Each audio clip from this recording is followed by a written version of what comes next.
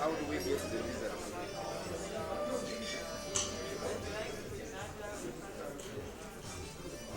Muito bem,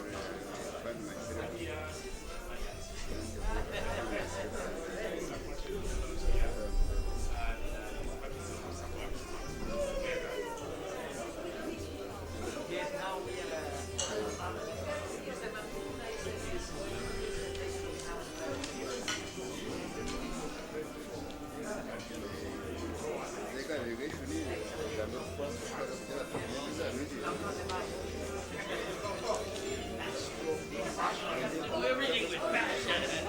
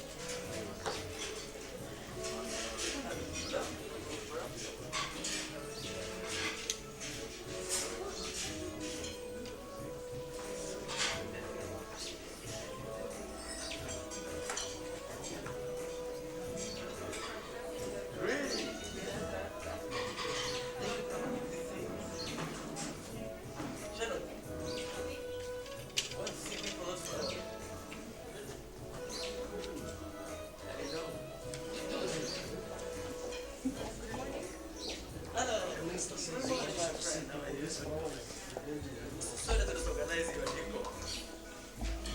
Yes. Good morning, ladies and gentlemen. Honorable Minister, ahead of delegation in the EU, private sector actors, and fellow participants from the other ministries, departments of government and agencies. You're most welcome to this morning trialogue. My name is Charlotte Kenshaw. I will moderate the first part of this session. And I would like to invite us all to stand up right now for the anthems, after which we will have a prayer.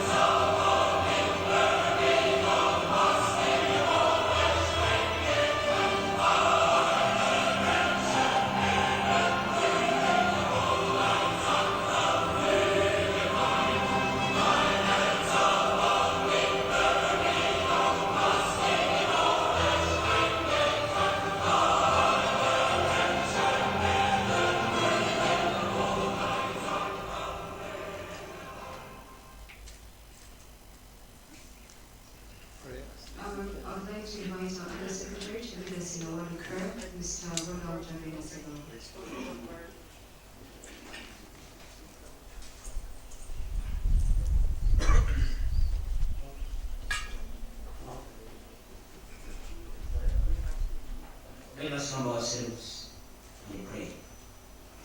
Almighty God, you created offices to serve your people. You entrusted us to do that job. We are here to beseech you to guide us to complete the job to the satisfaction for the service of our people. I pray in the name of Almighty God.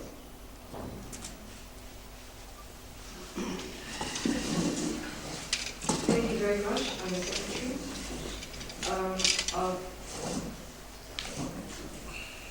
The first thing that we're going to, first statements we're going to receive will be from the head of the EU delegation, who will give us her remarks. And then after which, I'll invite the permanent secretary to invite the Minister of Agriculture.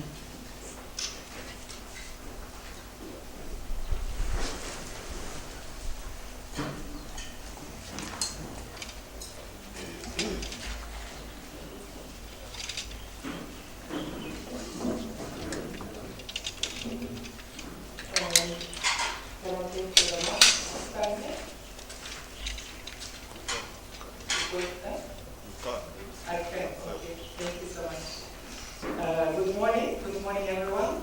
My name is Carolina Biansen and I'm the head of cooperation at the delegation of the European Union in Kampala. So I'm heading the section dealing with development cooperation programs that are funded by the EU. So dear Honourable Minister of Agriculture, Animal Industries and Fisheries, Honourable Frank Tsukumaberase, dear Permanent Secretary, Major General David Kiomukama. I should have exercised yesterday. Dear colleagues from the ministries, representatives from the private sector, including our colleague here from the Presidential Investors Roundtable, dear colleagues from the EU embassies in Uganda and from Ugandan and private sector. Let me start by thanking the Ministry for organizing this trialogue on agricultural exports to the EU. Indeed, a few weeks ago, I think 2 weeks ago, we had a meeting between our ambassador, European Union Ambassador Tilio Basilici, and the Honourable Minister here to discuss EU cooperation to the agricultural sector. And one of the issues that came up indeed and that emerged from our discussions is the issue of standards and the compliance of Ugandan agricultural products with European standards as a hindrance actually for tapping the full potential for exports. So today's event is a concrete step and a concrete initiative to look into this matter. Our ambassador would really have liked to be here today in person. Unfortunately, he's out of the country, he's in Italy for very good reasons, because his son is getting married next week. So he has asked me to represent him here today. He asked me also to convey his thanks and support to this initiative. So I would like us to take the chance today to discuss in a very open manner, dynamic manner, about the main challenges faced by the agriculture exports to Europe, to listen to all the parties involved, to all the stakeholders, and to, if possible, agree on a kind of roadmap, a set of priority actions that could be taken to improve the situation in the short and medium term. Because there is an important untapped potential to improve agricultural exports to Europe. The 27 countries of the EU remain Uganda's second largest exporting market, particularly for agricultural products. However, despite a growing demand in Europe, Uganda is only EU's 100th trade exporting partner. And this can definitely be improved, but it requires coordinated efforts.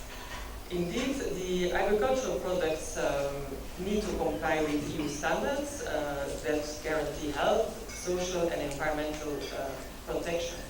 And this has represented up to now the main obstacle to agricultural exports to Europe so far.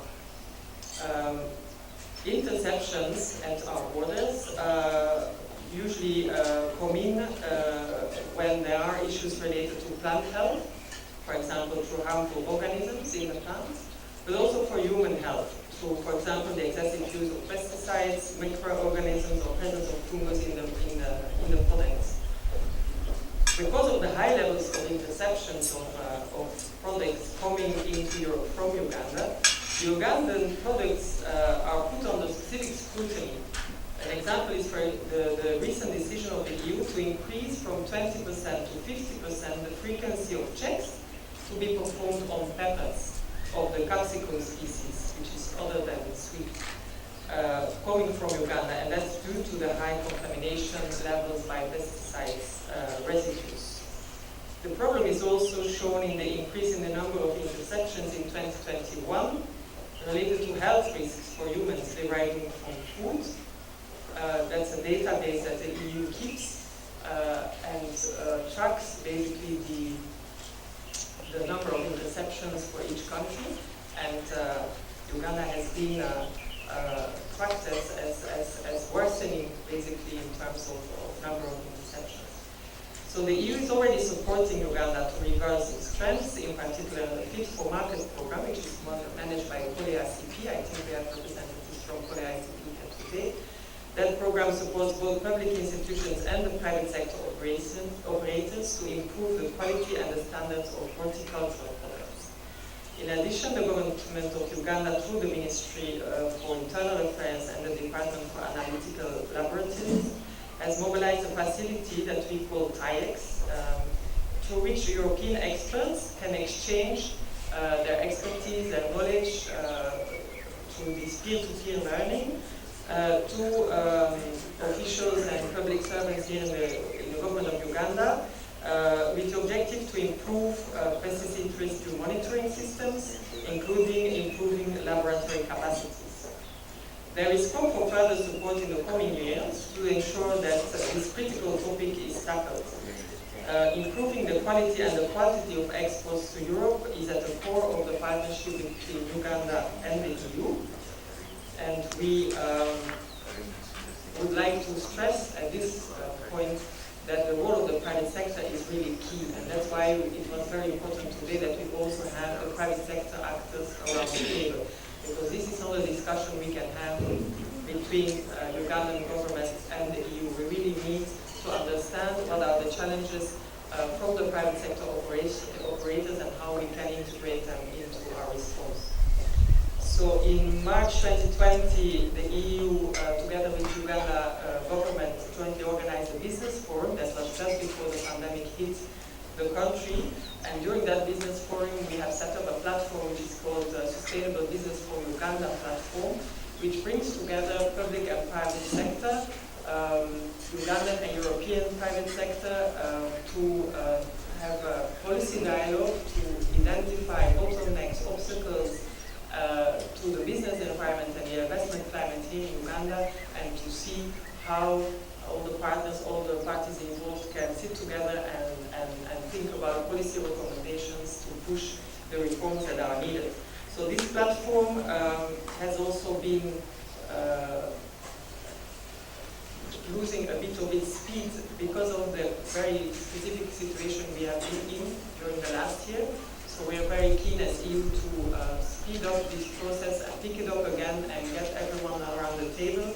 Initially, the initiative had identified three main pillars for its work, the three main obstacles that had been identified for doing business in Uganda, which were access to finance, the issue of access to finance, the issue of skilled workforce, and the issue of transparency and corruption. The idea is that as of the coming months, where we will have a new board meeting, we will look at how we can expand this initiative and add additional pillars, including trade and SPS and standards. So we think this platform could also be a very good setting, a forum where these issues we're discussing today can be taken up at policy level.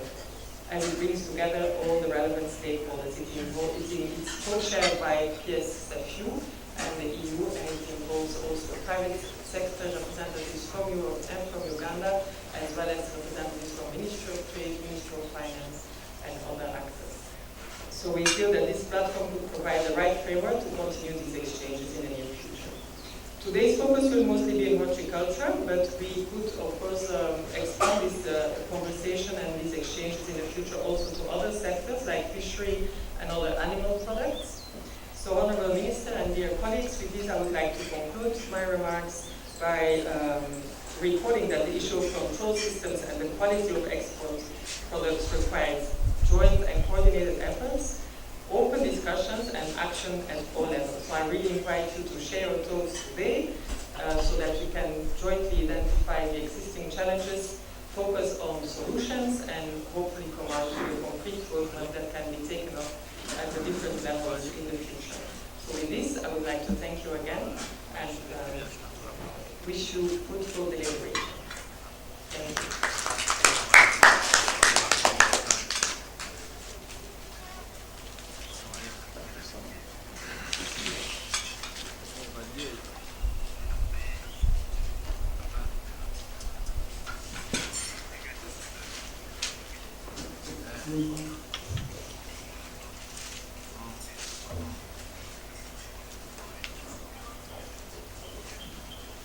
Honourable Minister, the representative of the EU delegation, other distinguished guests, ladies and gentlemen, the members of the private sector, other distinguished guests, ladies and gentlemen, good morning. My names have already been set. I'm now the permanent secretary of this ministry, the Ministry of Agriculture, Animal Industry and Fisheries. Honourable Minister, distinguished ladies and gentlemen, the strategic focus now of our ministry is production and productivity, post-harvest handling, value addition, and agro-industrialization. When we talk about agro-industrialization, we talk about changing things from their primary to industrial goods. However, we change these things for them to either be consumed here locally or to be exported. The basic problems that we see in these processes is lack, obviously, of consistent supply of inputs of the industrial, the things that will go into the industrial processes, issues of quality, and issues of safety standards, which Madam has talked about very well. Now, when all this process goes to ensure that our people, for whom we hold these public offices, have more money. Ladies and gentlemen, poor people are very dangerous. When people are poor, they cause instability. And when they cause instability, it's not only a problem for ourselves, the rich, but it's not only a problem for themselves, the poor, but it's also a problem for ourselves, the rich.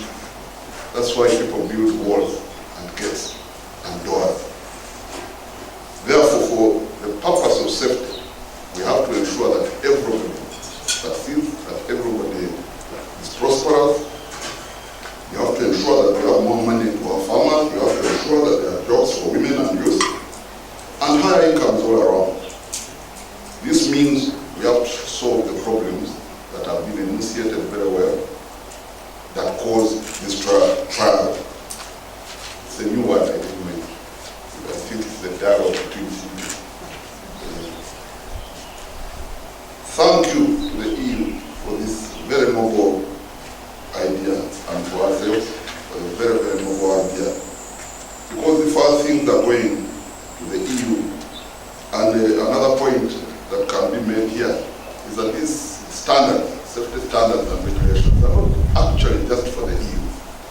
They are for all of us, because we are all part of humanity. Maybe some of us don't realize them and don't hold them as important as they should be. But if people are talking about safety standards in food, then people are talking about not moving pests around. Then people are talking about safety for everybody. when we are talking, we should put this point very, very well. So I thank from the bottom of my heart the EU for their support in this process. I also thank them for buying things from us, because you know, buying, and I would really like to applaud for buying things from us. Because the real partnership is the partnership of trade and commerce. It's the partnership between the producer and the consumer. The partnership of money, of donations, is not really a partnership. It's a weakness in my view. And I really like to thank them for really pushing this partnership between one of trade and donation. Also, for the technical assistance to improve our capability and our capacity, and for all that they do to ensure that we really are better off in this world. Thanks for being open to dialogue. Usually when buyers don't want things, they don't come to tell you what is wrong with your thing. I am a farmer. I told one day there that I'm a farmer, and usually I'm a chicken farmer. Eggs, I farm eggs. And when people don't want your eggs, they never tell you what is wrong with them. They just resist them and you lose money. But for people who are buying from you, to come and tell you what is wrong with what you're buying, with what you're selling, and to really help you to improve the quality of this thing, I think is the epitome of friendship. It's really very, very good friendship. Thank you for the advice, and we promise that we shall take this advice to heart. Thanks to the private sector also for being willing to listen and being part of this process, and being able to partner, for allowing to partner with us. Because if there's no private sector, my salary and my salary, which is fairly considerable, is paid by the private sector, really, because they are the ones who pay the taxes. And so I am grateful selfishly to them, because they ensure that I get paid. But I am also very grateful because they ensure that there is stability in this country, that the country is prosperous, and that our people don't jump up and down and create all sorts of problems. Thanks to the others who are participating in this process, I end by stating that this is really a historical mission to really transform the lives of our people. We should focus on this. Everything we do is a part of a historical mission to transform the lives of our people. I repeat, poor people cause instability. I know some of these will try it, other people think when I speak like this, I'm being like a preacher or something, but it's a reality. I've spent the greater part of my life ensuring that people change, people transform. And I've made sure I've spent the greater part of my life understanding the results. I'm a soldier, so I understand the results of instability. I know the adverse results of instability, of people being unhappy, of people not feeling enough, and of people aspiring to the good lives that we have in here. We have very nice lives. We need to really ensure that everybody has a stake and is happy, and everybody has the freedom to make choices that are going to enable us to all enjoy the stability. I also want to end with a thought, which I always give when I am given a chance to speak. There are three types of farmers. There are farmers who farm with their stomachs. The majority of our farmers, the subsistence farmers, farm with the stomachs. They don't care about standards, they don't care about quality, they don't care about anything. As long as they put it in the ground, it comes out, it does not speak back to them, they will eat it. A Chinese friend of mine told me that if it doesn't speak back to me, I'll eat it. So, that's the first type of farmer. And really, these poor people have a big problem. Because they actually have zero effect on the world, on the economy. Nothing. farm, and this is the majority of my grandfather, my grandmother. I see there, we have people back there. They put the cows. They say they look after the cows, but actually it's the cows which look after them. Big problem. The other type of farmers are those who farm with their hearts. The ones a bit like me who wear their heart, but they farm with their heart. You wear a hat and you bring people around to look at your big cow and your big bull so that you can boast how big your bull is and so on, and you can make, in our language they call it Trialogue. You can swear by the bull and so on and so forth. And this is also another big problem with this group, because again, there's two sentimental. They farm with sentiment, they don't farm to make money. The third are those who are in this room, hopefully, who farm with their head, who know that you must put something, get it out. Yes, it's very nice, but how much money do you get out of it? And I am hoping that this Trialogue, whatever, really speaks to this one. Because we are in this business for money, we are not in the business for really being sentimental and being loving each other. That's very nice in the Bible, very nice in the Quran, but in the real life, people need money in their pockets to live. And it's our responsibility to make sure that we facilitate them to live properly. It is now my great pleasure and singular honor to invite the Honorable Minister to come and deliver his remarks. Thank you very much.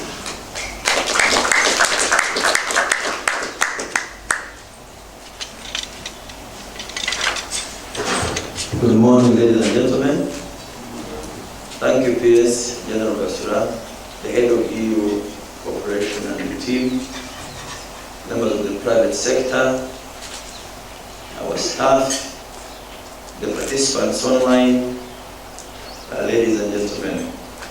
Well, it's unfortunate that we are speaking before perhaps we know each other. It would have been proper.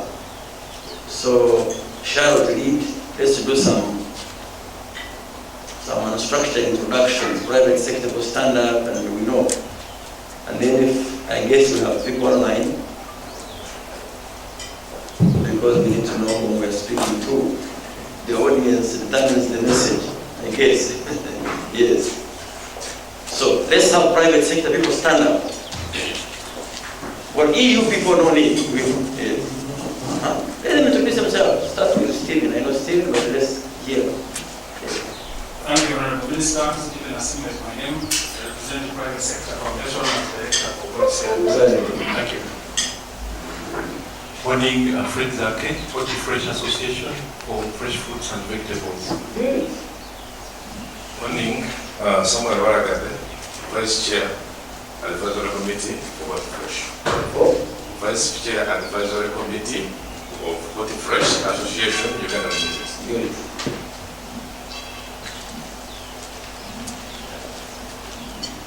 Dr. James Kanyishi, KK Foods, and a member on the advisory committee of Forty Fresh. And you spread, I'm going to continue with my sanitizer. Sanitizer, Charlotte.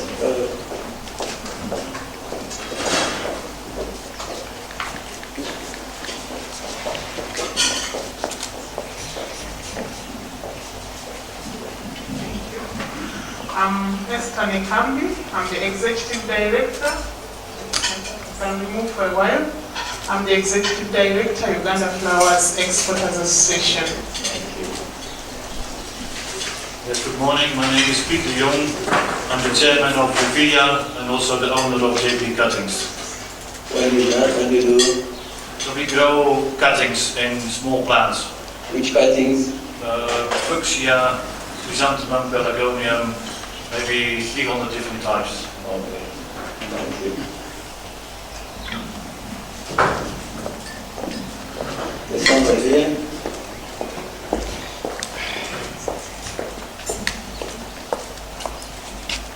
Thank you, Honorable Minister. My name is Mahmoud Bala. I have different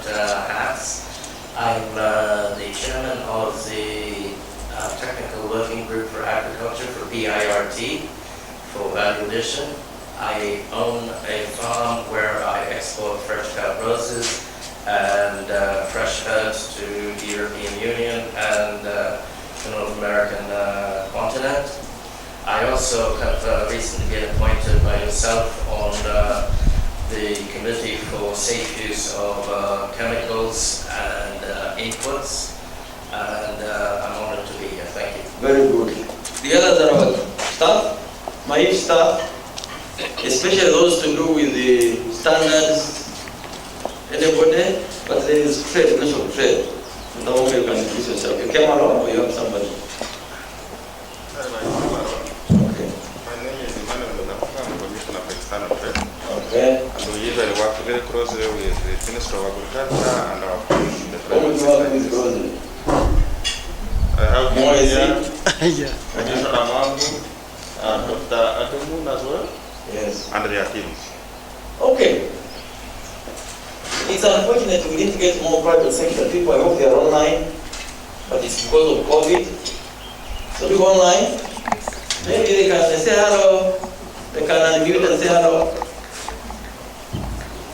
Introduce yourself if you're online, and we know who.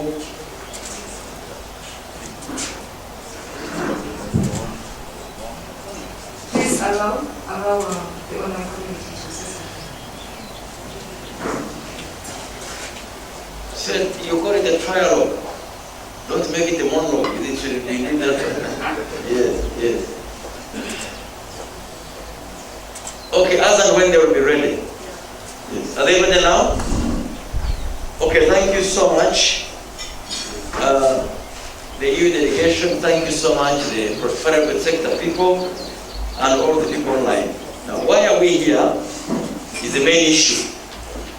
First of all, we had a meeting, I think, 2 weeks back with His Excellency, the EU Ambassador and his delegation. We discussed a number of things, including our cooperation. And they were really uncomfortable, just as we are, with them seeing Ugandans, and Uganda in particular, not exploiting the EU market as big as it is.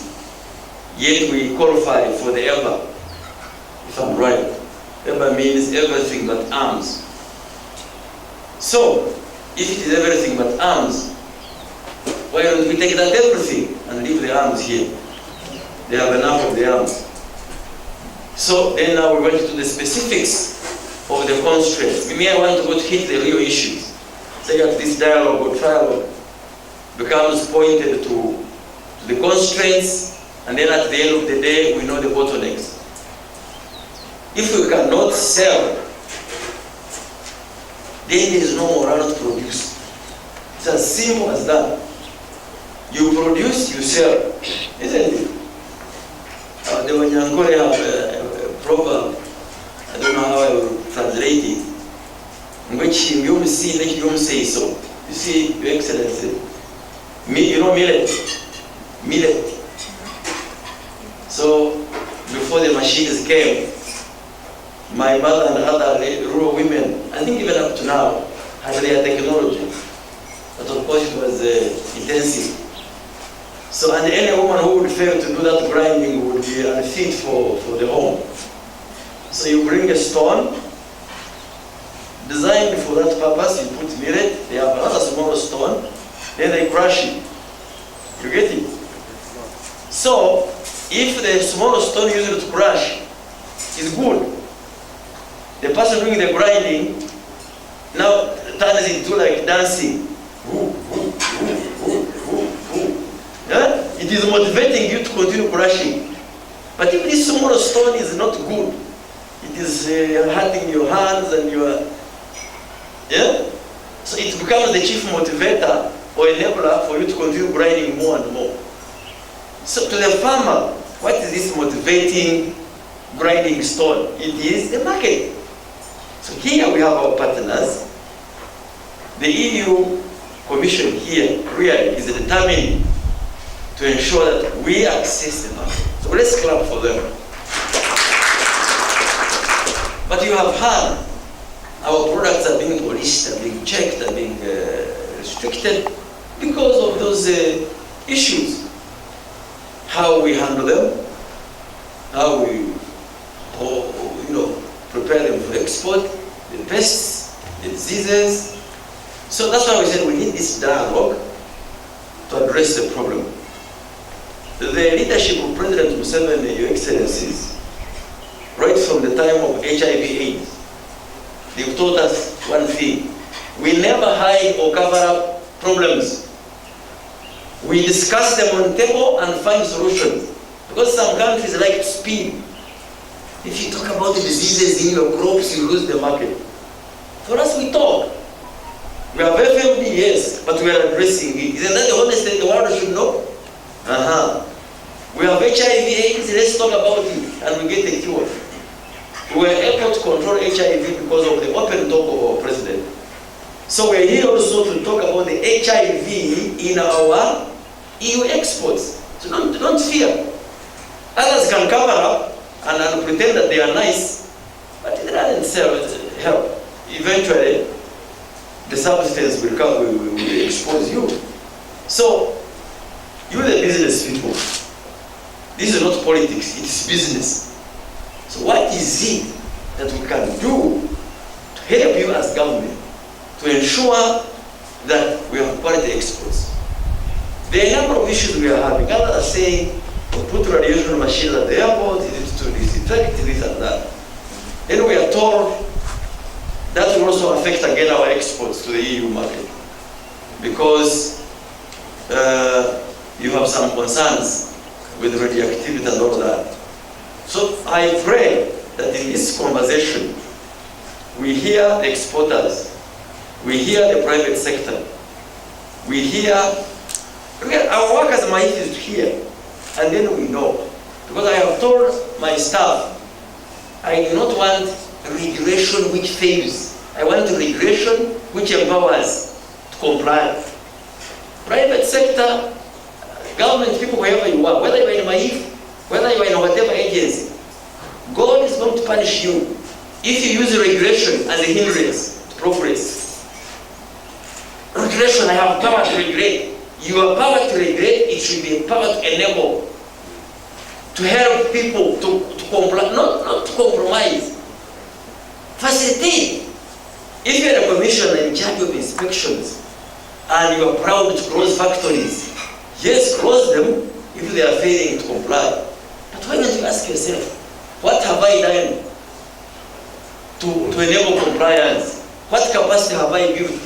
What education have I received? Have I imparted? What knowledge? So regulation on the part of government must be strict, yes, but it must also enable compliance. Where we need to invest in the value chain infrastructure as government, let's get to know. And this time we no longer want, the PS is aware, we have discussed this as the political leadership of the ministry, we no longer want detached projects that do not help us to eliminate the known constraints one by one. Every project we take on, even if it's donor, it must be linked to what is our constraint in our value chain: production, post-handling, and marketing, for both crop, animal, and our fish resources. This is how we're going to serve. Yes, you are a donor, you will give us a project, thank you so much, you have budget for it, but it must be linked to what is bothering our value chain. If it's not value, is there, thank you so much, take back that management taxpayer who want it. So really, this is what we're here for. My role is to thank you and welcome you and ask you that by the end of this half day or 3/4 day, let's be clear. What should the government do? What should the private sector? And that's why I'm happy that we have the Private Sector Foundation in Uganda, which will help us coordinate. It's unfortunate we do not have the Farmers Association and Cooperatives. I wish we had them. Yeah, I don't know why we don't have the coffee farmers here. UCDA, why are they not here? UCDA, Coffee is one of our leading exports. Yes. So, PS, you can follow up with your team on those. And we all know that if you want to, if there is any exporter, or one or two or three who have successfully accessed the EU market, I am sure they are not selfish. They can also tell the other people, what is that box you ticked correctly that X and Y are failing to tick in the same affirmative. Thank you so much. I wish you a nice deliberation.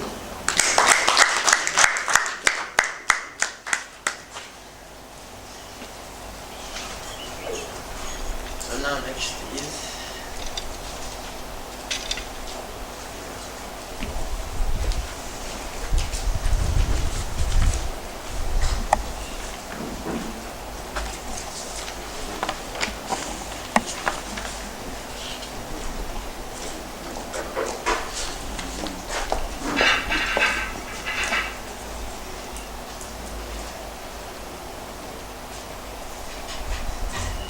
Thank you very much, Honorable Minister. At this juncture, I would like to invite Commissioner Mambu to moderate the follow-up session, but just before he comes, I'll be inviting Mr. Mambu to come and address and speak towards the issues that we are here today to address. Thank you.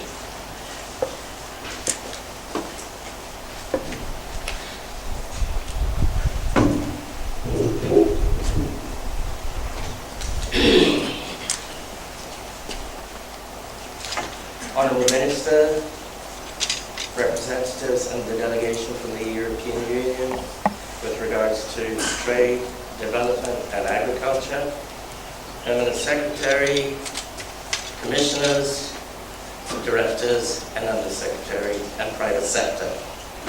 Thank you for giving me this opportunity to speak on behalf of the private sector. And the presentation that I'm going to give today is based on very long consultations between the private sector, government, donors, which arose from the PIRT, which is the President Investors Roundtable. Within the Investors Roundtable, we developed 5 objectives, and the number one objective that we looked at was on the area of regulation. And that is what we are here for today. So, let the games begin. It's a trialogue, it's to be honest, it's to bring out the salient problems, and if I have missed any of them, private sector, get up, shout, scream, and say, hey, you forgot this and you forgot that.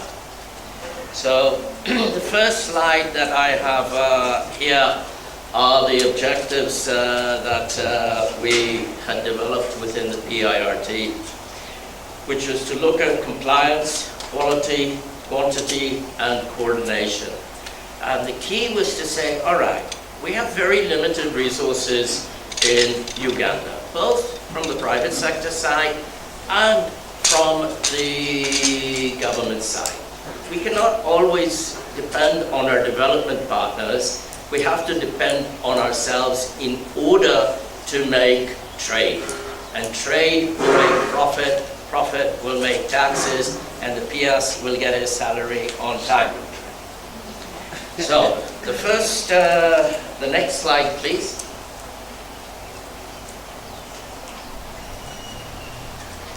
So what we came up with was a framework. We said, okay, what is wrong with this framework?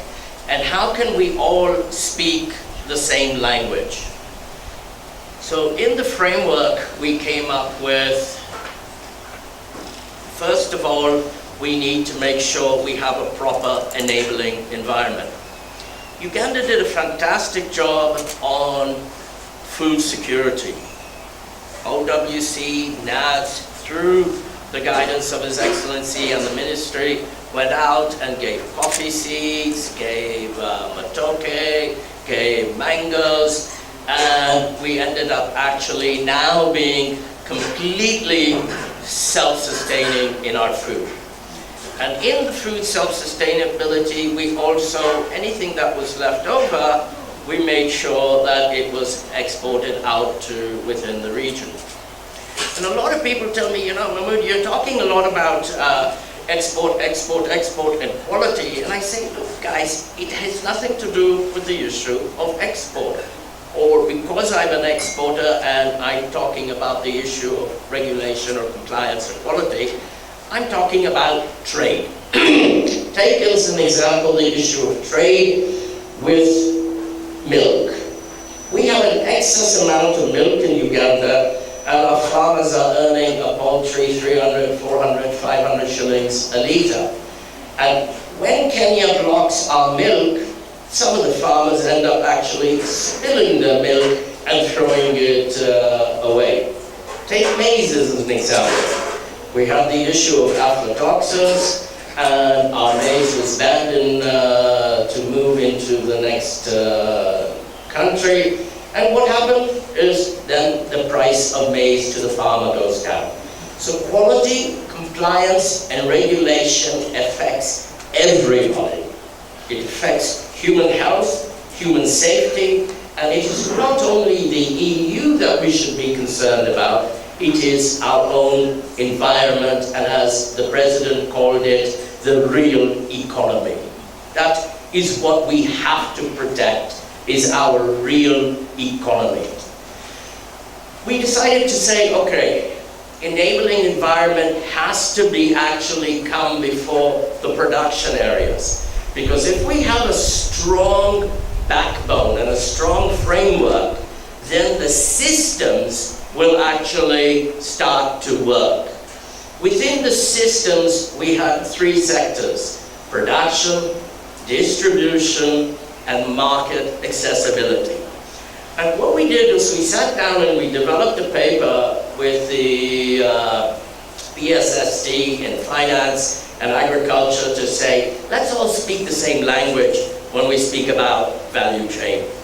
So we came up with very simple language: enabling environment, which drives the systems, and then the systems are production, distribution, and marketing.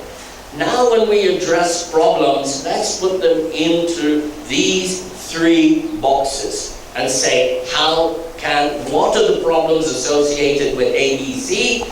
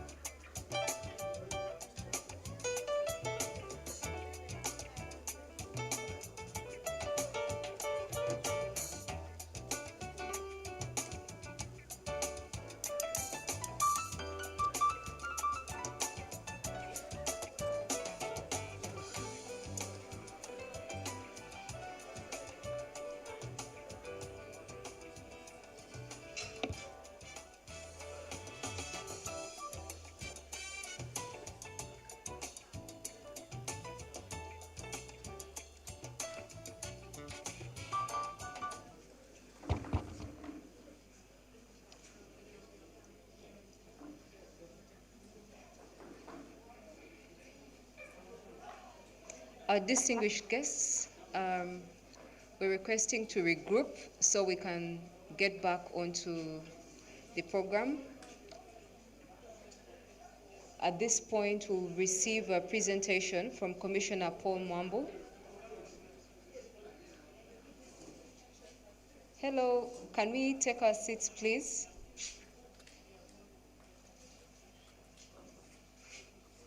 Nadia would like to move on to the next presentation. Mr. Mwambu, the floor is yours. Thank you, Charlotte. Honorable Minister, Sir, Your Excellency, the leader of the delegation, colleagues from the respective ministries, departments, and agencies, the private sector, ladies and gentlemen. I'm presenting a brief on the status of horticultural exports to the European Union. And my name is Paul Mwambu. I'm Commissioner Crop Inspection and Certification. Next, please. In the executive summary, Honourable Minister, Sir, as it has already been alluded to, the EU is the #1 export destination for fruits, flowers, and vegetables from Uganda. In the period 2014 to 2019, we saw an increase in export volumes, which actually almost doubled from 4.6 thousand tons to 8.8 thousand tons. However, in the same period, there was almost a proportionate increase in interceptions due to non-compliance to market, sanitary, and phytosanitary standards. In 2020 alone, horticultural produce exports to the EU fetched Uganda 350 million euros compared to 452 million euros in 2017, that's the previous year. So the non-compliance are characterized by increased interceptions due to presence of harmful organisms, restricted chemicals, banned chemicals, or chemicals exceeding levels of pesticides in the products. Next, please. So, also, despite the subsector's significant contribution to employment for women, youth, and the numbers of smallholder farmers engaged in the fruits, flowers, and vegetables export sector, data shows a decline in the number growing vegetables from 3,500 in July 2020 to 1,220 by August 2021. Flower farm workers also reduced from 10,000 in 2019 to 9,000 in 2021.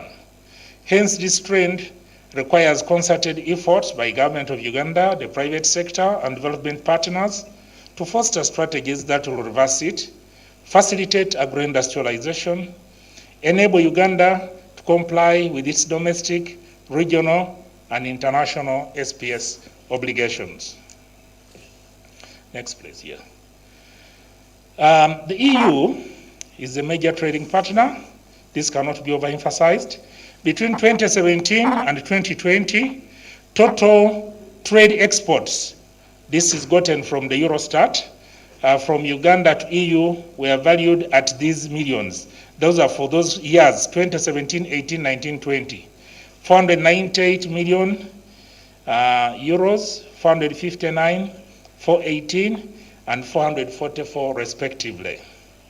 And exports from EU to Uganda were valued at those figures.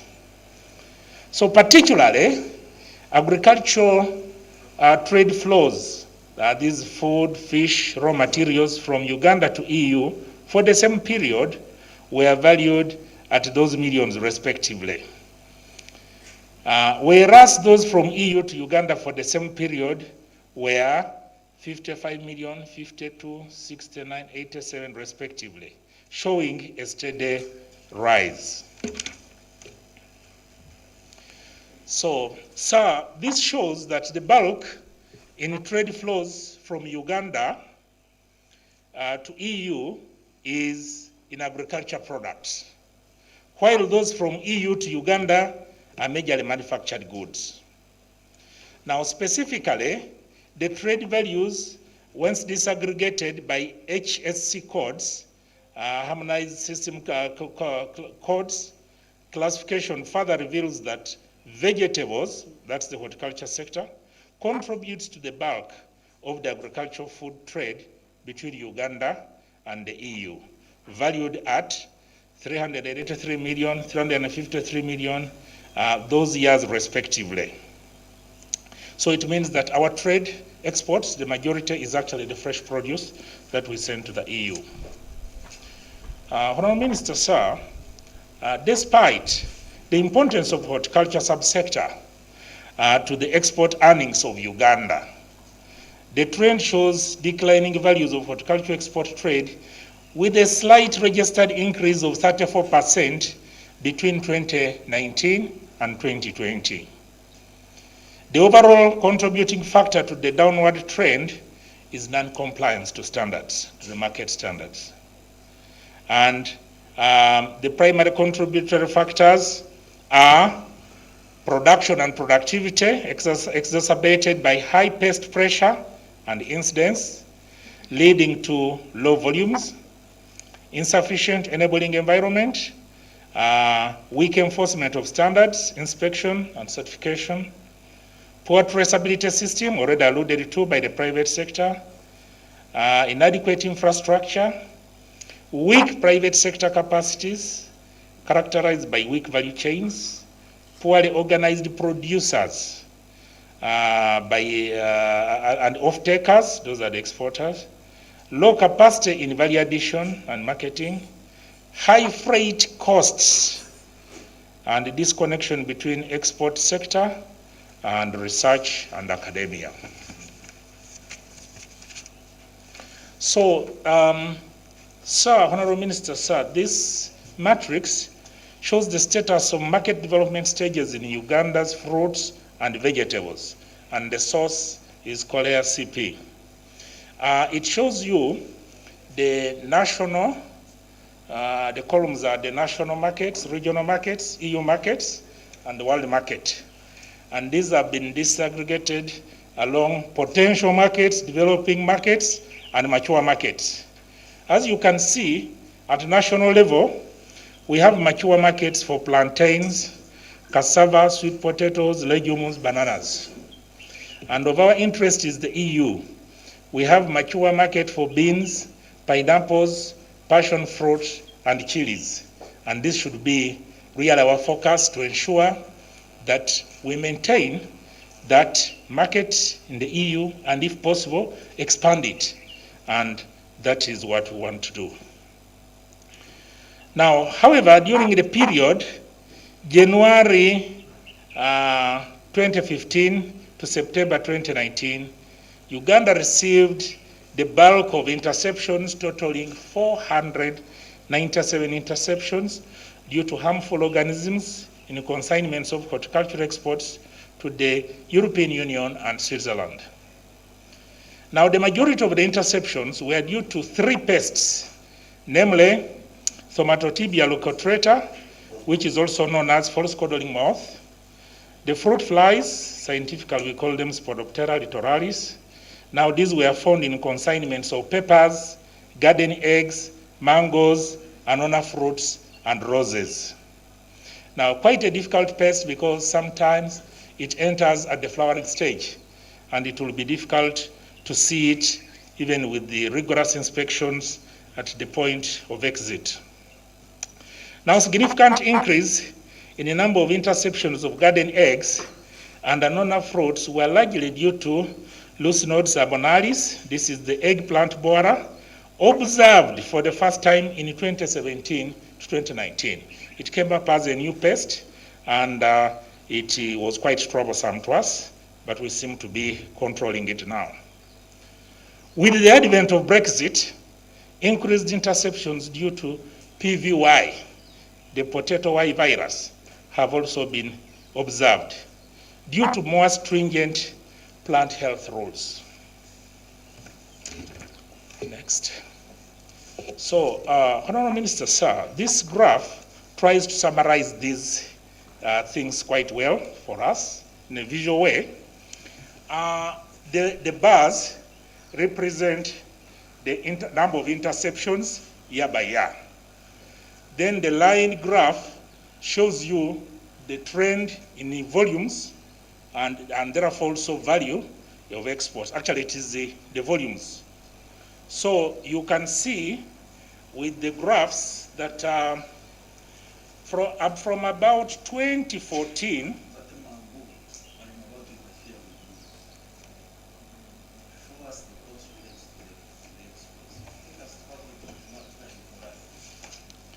okay. Okay, thank you. What are we saying? What are the constraints? What do we do?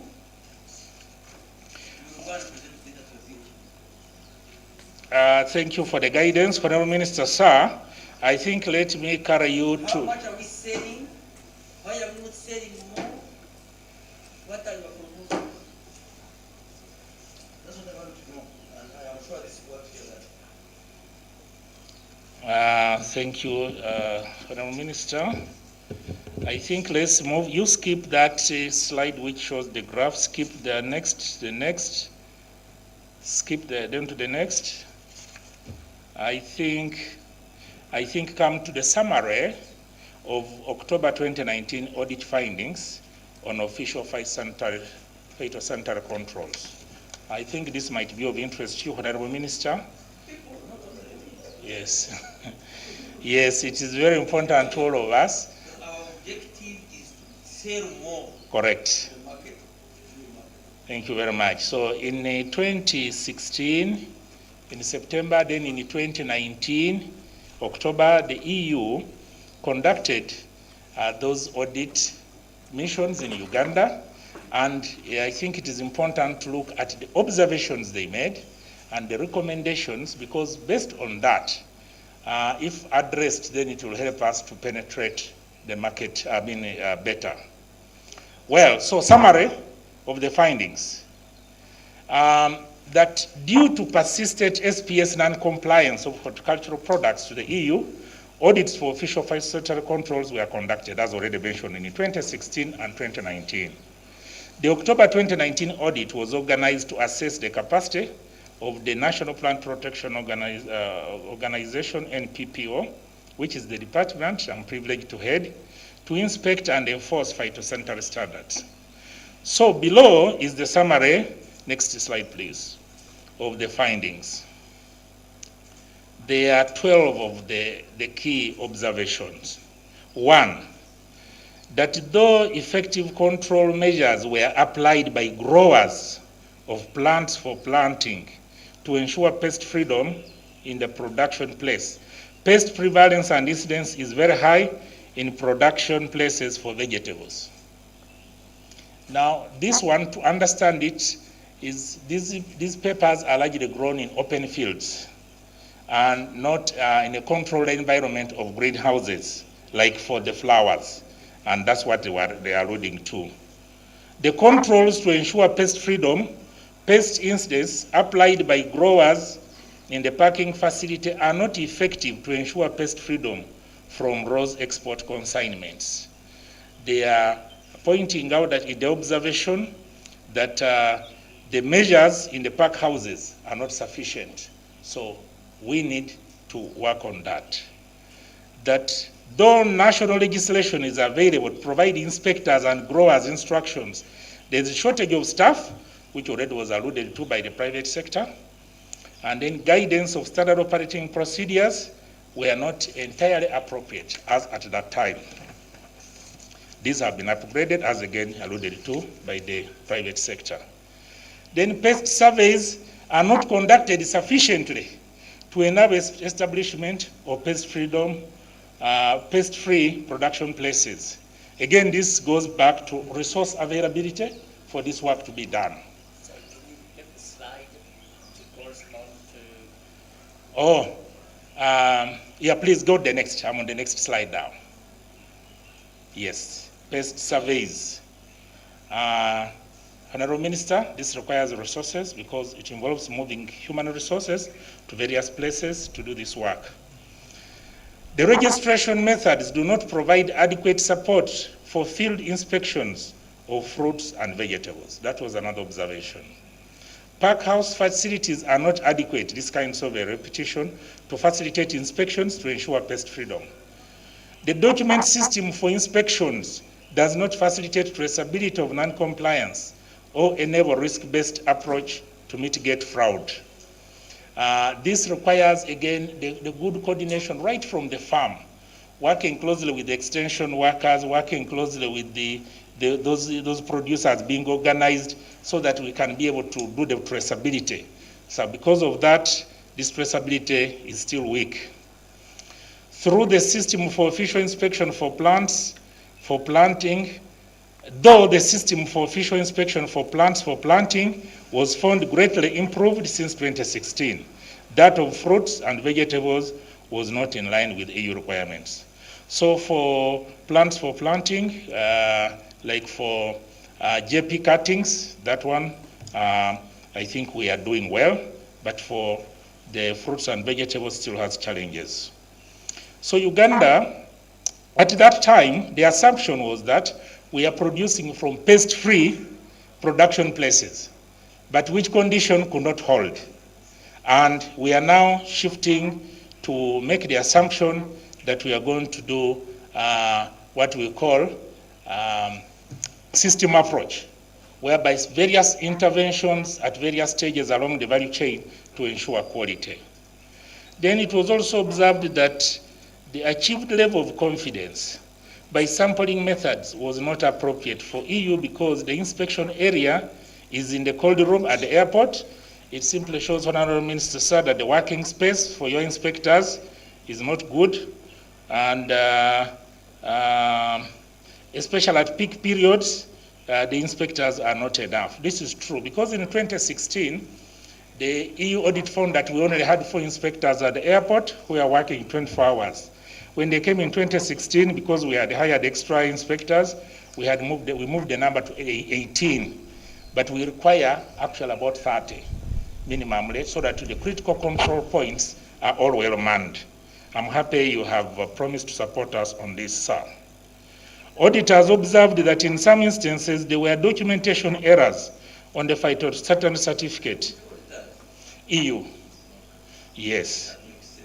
Hence, no. On the phytosanitary certificates.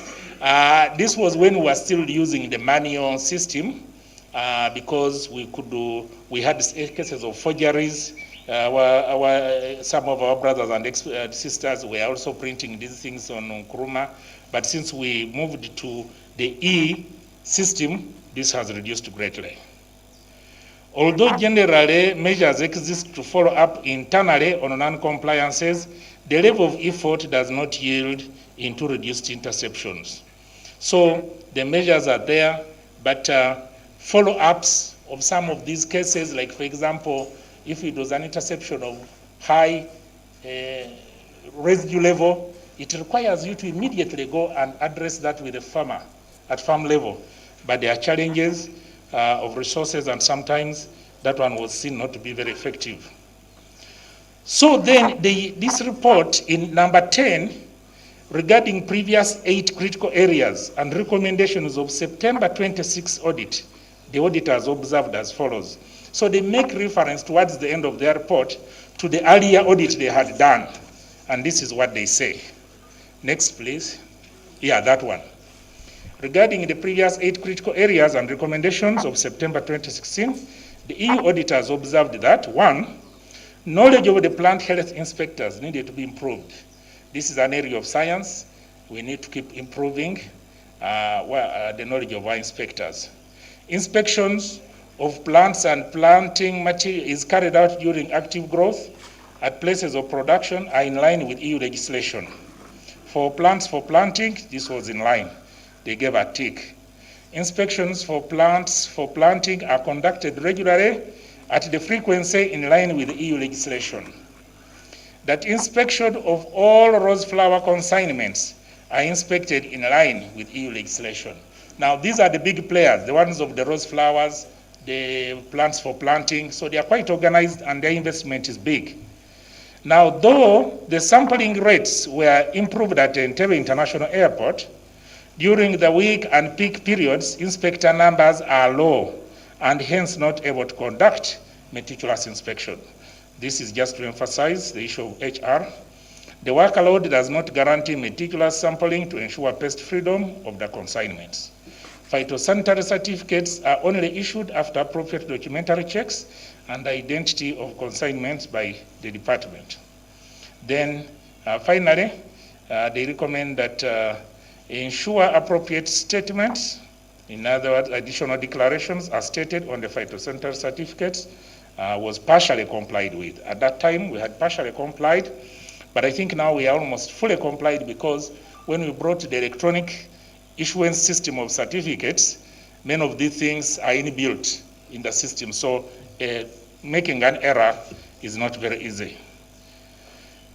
Then, their core recommendations are, so finally, the EU gave Uganda 5 recommendations based on the observations listed above, and the summary of these includes the following. 1, ensure that official checks are performed by staff who have appropriate level of technical information in line with EU phytosanitary legislation. That once these legislations keep changing, we need to make sure that our inspectors are brought fully on board, and this one we are addressing it, sir.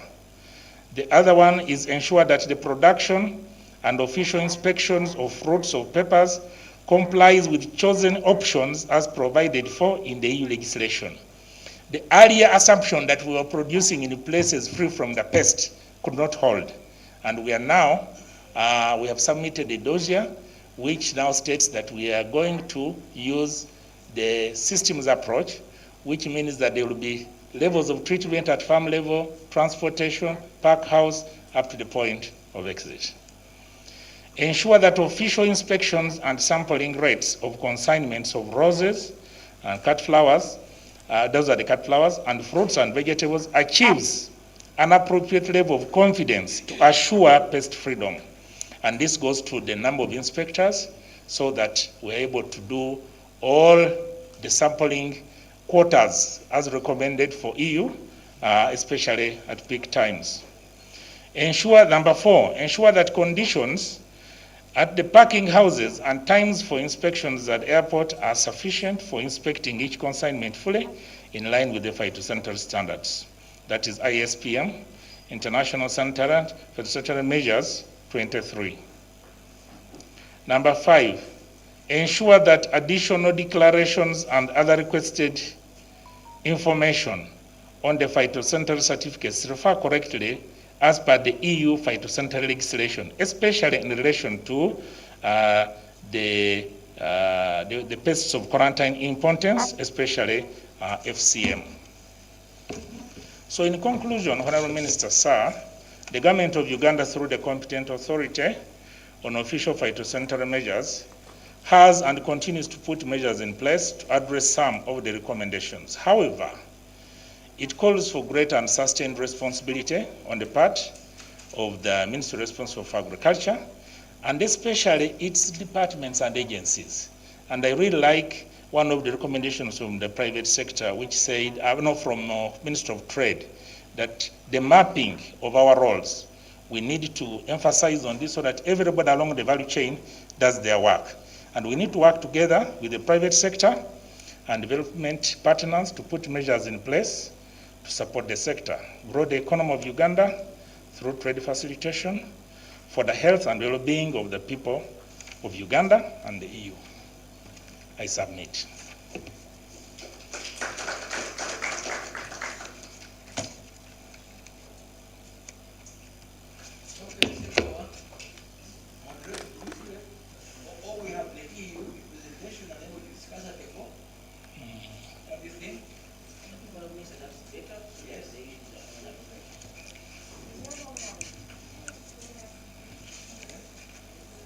Let's have the one line.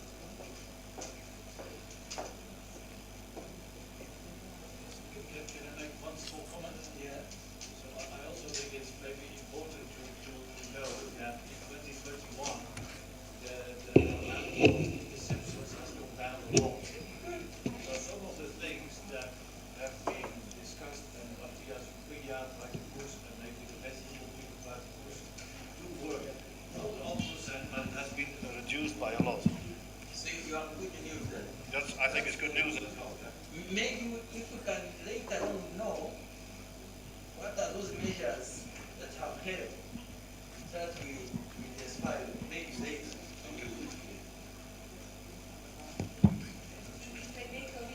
Yeah, it will be, but mostly on harmful organisms, not on pesticides. Pesticide trends are still quite high, but on harmful organism, you're absolutely right. What do you mean harmful? Like false codling moss. Like? For example, it has gone down. You have two different type of interceptions for plant health, like a false codling moss, which is a fly, which can endanger crops in Europe. This is why they are stopped. And then you have interceptions because they can endanger human health. So for the plant health, it has considerably gone down. It's still very high on human health, meaning mostly pesticides.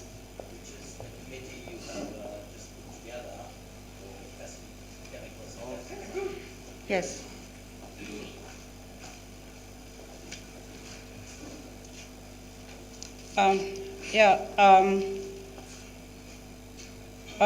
Honorable Minister of the Ministry of Agriculture, Animal Industry and Fisheries, Your Excellency, the EU delegation in Uganda, the private sector Foundation of Uganda, the heads of relevant government departments from the Ministry of Agriculture and the Ministry of Trade. Ladies and gentlemen, my name is Grace Akao. I am presenting on behalf of Kolyasipi. I am engaged by Kolyasipi as a Kolyasipi National Relay in Uganda.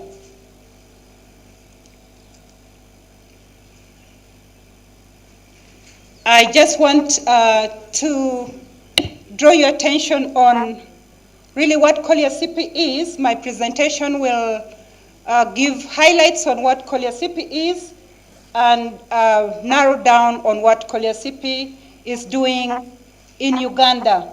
Kolyasipi is actually an abbreviation. It is a committee that brings together countries of the ACP, the African, Caribbean, and the Pacific together to co-create solutions to address the fruits and vegetables industry, and in particular the agribusiness component and then the production component. So Kolyasipi, I'm here physically presenting it. However, I'm also joined by a secretariat official. Two, one of them is Madame Marie-Hélène Kestemont from Belgium. Another is a speaker that spoke briefly about KEFIS, Dr. Kedera Chegema is actually the founding person, I could say, of KEFIS. KEFIS is there because of Dr. Kedera. So Kolyasipi is there to develop the agri-food industry in an inclusive and sustainable manner, primarily in the ACP countries, to boost trade between them and also to boost trade between the ACP countries and the European Union. Next slide. The next slide is actually showing us the areas, particularly on the African continent, where Kolyasipi is active. The middle part that has Kolyasipi Association, it is actually linking or coordinating some of the key programs that are being run on the African market, on the African continent. For example, Kolyasipi has operated a fit for market program that started in 2016 and is ending this year. And this is transitioning into a fit for the market SPS, which actually started in 2019 and ends in 2022. CP is also working in Kenya under the program of Next Kenya. And this program is actually headed by Dr. Kedera. It also has, activities in some of the West African countries. You have a program in Guinea-Bissau where CP works with UNIDO. It is working in Guinea with the STDF. It's working in Guinea-Conakry. Sorry, also maybe just to, if I may, I'm very sorry to interrupt, but as we're a bit tight on time, I'm not sure we need to go into the details of the programs in other countries. I think we can maybe try to go more straight to the discussion today. That if I is may. okay. Sorry about that. That is okay. Then I'll just move fast forward and get into the Ugandan context.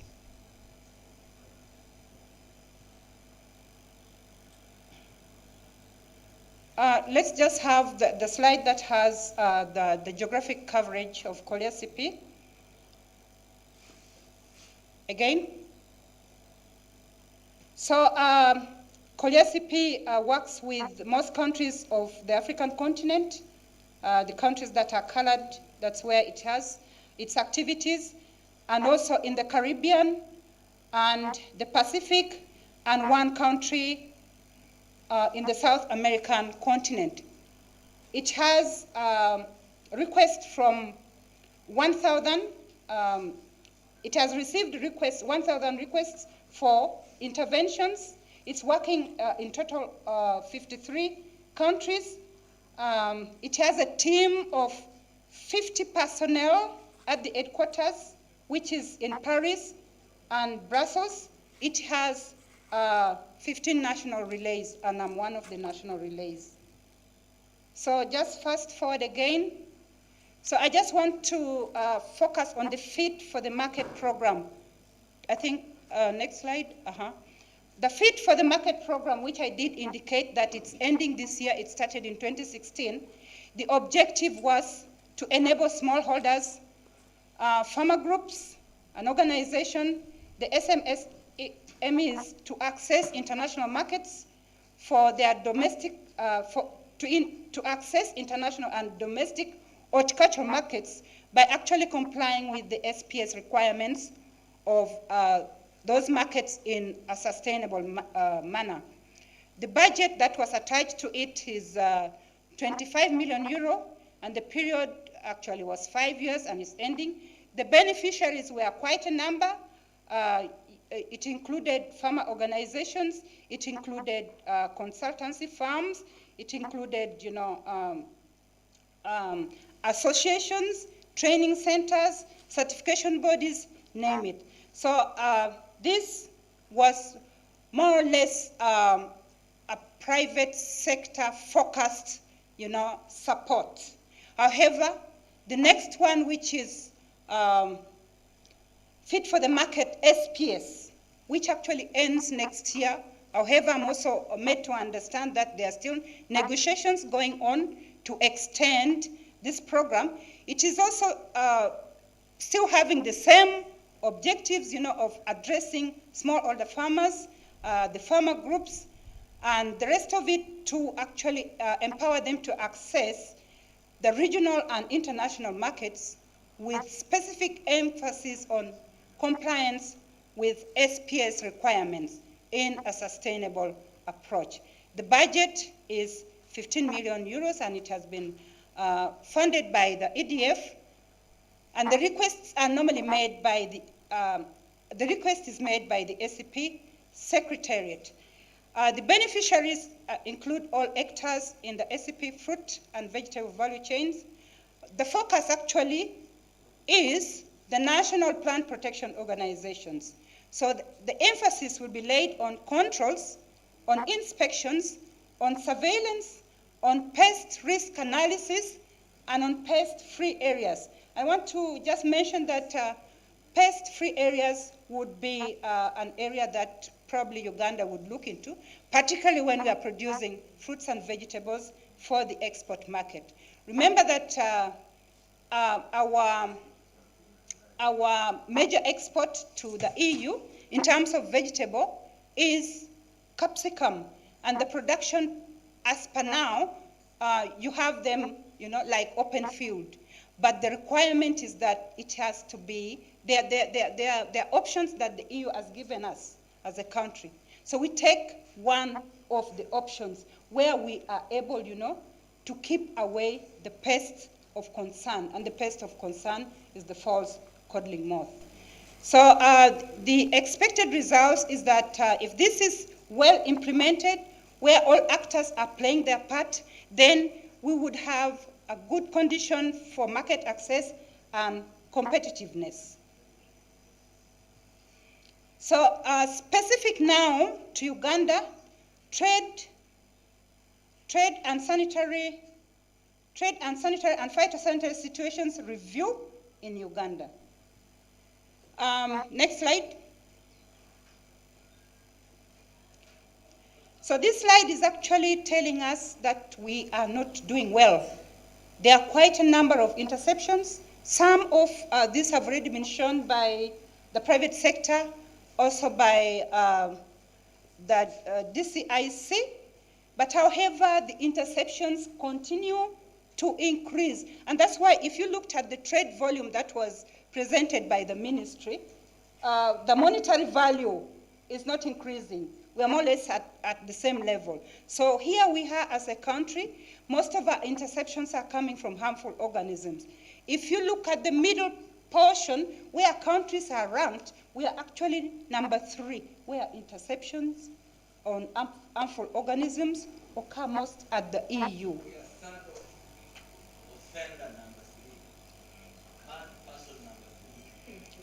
And then if you look at the circle, you will find that the harmful organisms that is giving us the most headache is false codling moth.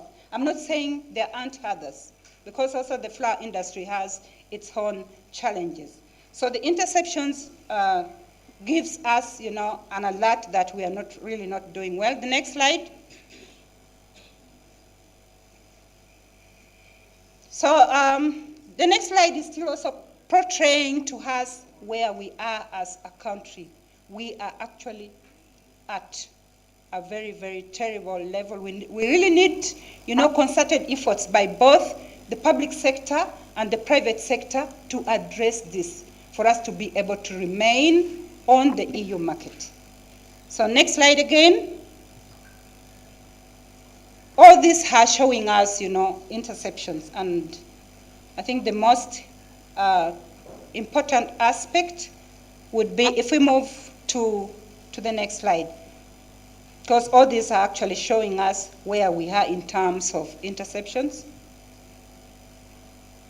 which is it's still the same thing. Next slide. Okay, what is CP doing in Uganda with the ministry? With the Ministry of Agriculture, CP has signed a MOU in 2020 in June. That's with the NPPO. However, it also has MOUs with exporters, processors, producers, consultancy firms in the country. With those others that are not the competent authority, there are 21 MOUs signed. With the ministry, there is an MOU signed last year, and I think it's specifically channeled towards addressing the issues in the capsicum value chain. So an action plan has therefore been developed and supports to strengthen the SPS control system. There has been a DG Sante, requested audit, and this audit Commissioner Paul Mwambu did alluded to it. So the work on capsicum dossier to be submitted to the EU Commission. I think I recall also that Commissioner did alluded to it. There is inspection procedures and internal audit systems. Let me ask you, what is capsicum rosy? Oh, So it's a document that you do per crop, which outlines the risk to your countries. Now, we work on what is called a place of production approach. We want to move from a place of production approach to a systems approach, which then basically says you need to change your documentation to hand to the EU to say this is how you're controlling your system. That's what a dossier per product is. yeah, thank you very much. But the question, do the people know this thing? Do the exporters don't take it? You know what I'm saying? I will answer because they have answered. Okay. Yeah, if I'm allowed to proceed, let me proceed. Collier CP is planning to support the NPPO in establishing an internal audit system. Already, it is undertaking an assessment, SPS capacity assessment of the capsicum value chain using the RSAT tool. The RSAT tool is a tool developed at Collier CP, and it's applied, it can be applied in a value chain. For Uganda, it is applying it on the capsicum value chain to assess the SPS issues that will ultimately be prioritized for, preparation of an action plan that can finally be implemented and address some of the major SPS constraints in that value chain. Dr. Kedera also alluded to the specific areas of the ASAT tool that is being addressed. Already we have convened a technical working group, and this constitutes members of the private sector. There's research in it. There is the NPPO in it. There's Ministry of Trade in it. There is the Bureau of Standards. There is Exports Promotion Board. So Collier CP envisages, ownership of the process. Let the people, let the stakeholders be the ones to develop, be the ones to prioritize what areas that needs, to be addressed, to streamline the challenges that the country is facing in the capsicum value chain. The output will be, the deliverable will be an action plan that now can be, many projects can come out of it that can, help empower the country to better position itself in better production of the vegetable subsector. So there is also support to the establishment of a good practice guide, particularly also for the capsicum value chain. This then takes me back to the proposal made by one of the participants online that indicated that the country needed to prioritize some value chain. And in this respect, Collier CP jointly with the country has prioritized the capsicum value chain because it's the one that is giving us lots of headaches as far as interceptions are concerned. So this good practice guide will, guide the value chain actors on how best they can, position in themselves, how best they can put in place interventions and implement that, will be able to deliver a better capsicum quality for the export market. So what is Collier CP doing intra-ACP? It's providing up-to-date information. It's a source of information. It's also coordinating and supporting research and innovation. It's also strengthening capacity of supply chain operators. It is also doing the public-private engagement, developing national action plans, and also supporting lobbying and advocacy. I think I skipped. No?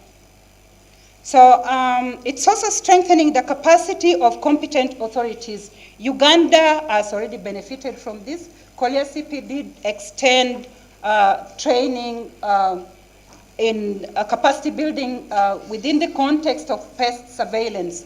That's an area that is that the country still need to put a lot of emphasis on. Honorable Minister, a lot has been mentioned about ISPMs. These ISPMs are not, they are quite a number. They need to be implemented in complementarity, not one at a time. Collectively, they empower or they bring better results. So let's look at the ISPMs from a broader context. Collective digital training, this is where the NPPO Uganda did participate also with other countries. The Kolia CP is planning these other interventions. One of them is the implementation of official control for inspectors.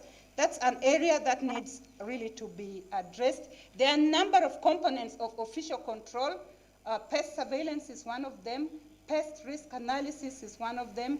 Inspections. So jointly, then laboratory services, jointly they will make the regulatory authority deliver an efficient service. It's also planning another capacity or technical support in the organization of official control for executives and managers of NPPOs in charge of regulatory monitoring, design, development, and updating of phytosanitary control and certification procedures. Those responsible for supervision of the execution of phytosanitary control. Kolia CP has also positioned itself and of course did support the surveillance of organisms that are harmful to plants within the framework of an integrated pest risk management system for managers and officials of NPPOs in charge of official control and surveillance procedures. It will also support ACP countries in internal audit of systems of official control for NPPO managers and officers and members of the internal audit unit. It will support business plan and financing framework of the national SPS systems for NPPO managers and officials. It will also support the establishment and maintenance of pest-free country for NPPO managers and officials. I just want to mention here that for the false codling moth, it's endemic to Africa, so there's no way you can say you are establishing a pest-free country. You can only establish for pests which are not here in Africa. So for other pests which are already here, we can go around it and have a situation where production is in confinement and periodic monitoring of the pest and other activities or other interventions are put in place.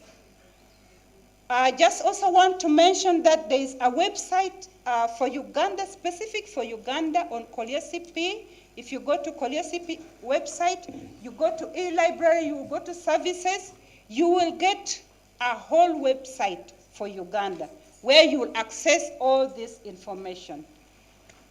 I thank you very much. I have one thing to ask you, and who do you know about this? There was a man, the president,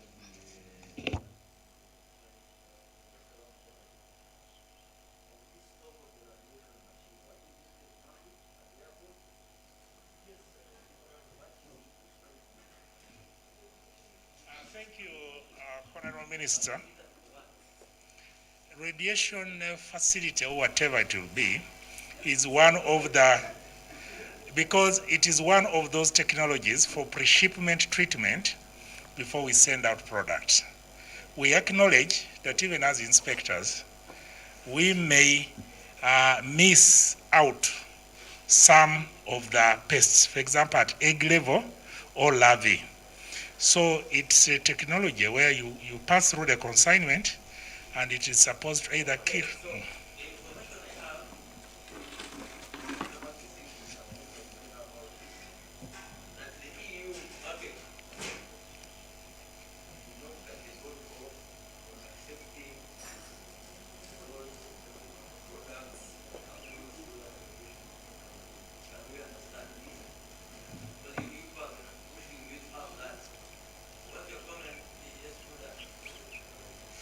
Okay, Honorable Minister, the whole concept starts first from Uganda moving from a place of production approach to a systems approach. So there, the dossier needs to be submitted to allow us to go to a systems approach. When we go to a systems approach, under the systems approach, we have the area of treatment. That's what it is called. There are various different technologies on treatment that are available. America, Japan, Australia, as an example, use a system called methyl bromide, which the EU has restrictions on in terms of environmental areas, but not health. No, just one second. Then there is radiation, and under radiation there are different types of radiation. One is gamma, and then others could be different. The British have a different technology, the Israelis have a different technology, but several member states in the EU basically have said, look, radiation treatment we will accept with A, B, or C product, but we don't know about the effects on E, F, and G products. So the information is very vague. So, okay, so the 13 member states will say, I can bring you, let me just see if I can. What's the position of the EU on that? Nadia, do you want me to read the letter on it?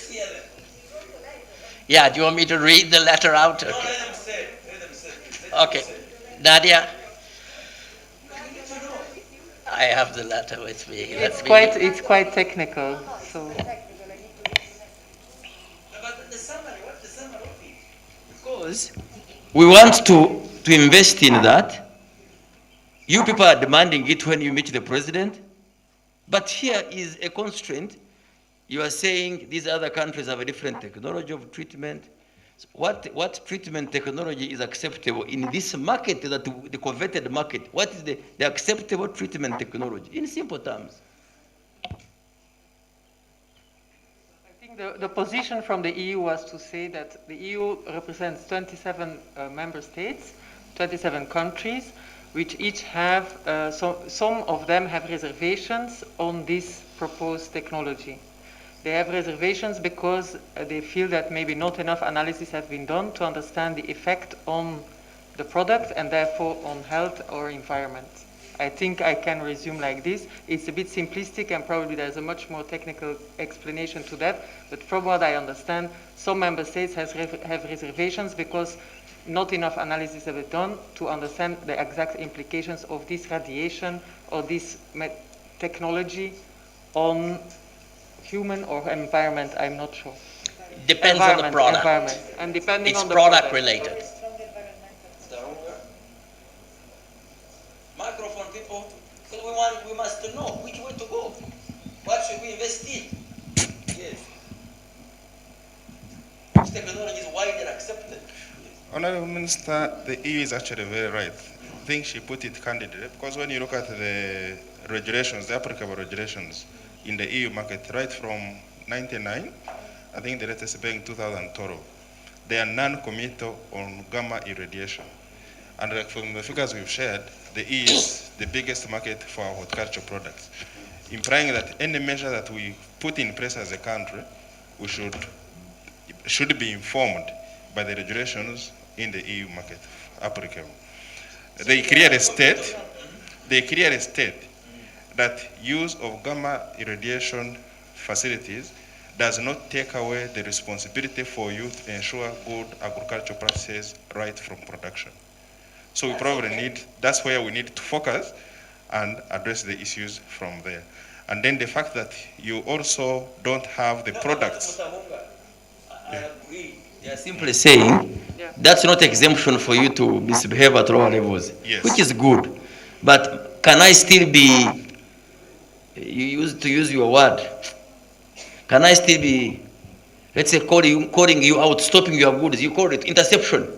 Yes. Can my goods still be intercepted purely on that ground of gamma radiation, which they are still not sure? Yes. From the. Can be denied access. you can be denied access from the regulations in a number of countries. So, Mwambu, why are you dying now? And you investors, because you are the ones that are demanding it. So why are we now? Why are we dying to? We are dying to kill ourselves more. What? No, Honorable Minister. Yes. I have already informed you, and I will still inform you, that because of that, that's why we are working with Uganda Development Corporation to do a feasibility study. And we are in the final stages of contracting a company which will inform us, science-based. This is the good source for your study. Sorry, even Commissioner. You will pay them to gather them again. So get the views from here. What is the acceptable technology that most countries use that access the EU market? Again, you don't need a study before here. Maybe tell us. Yes, Chami. Somewhere there.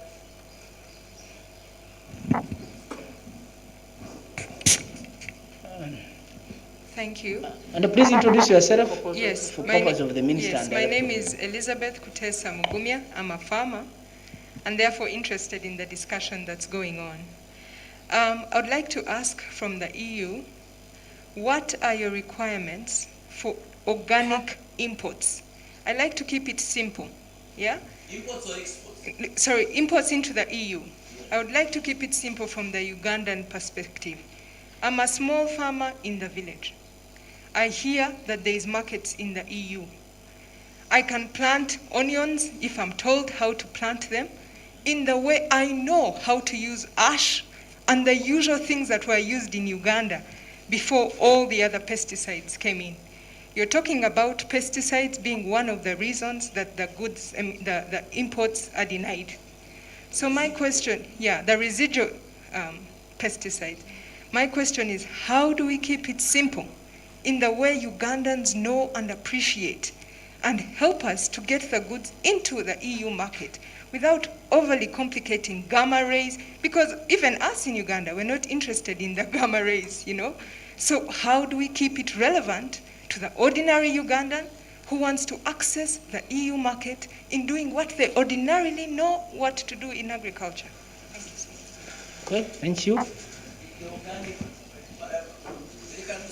Yes, I think Her Excellency should respond before I go into the next presentation.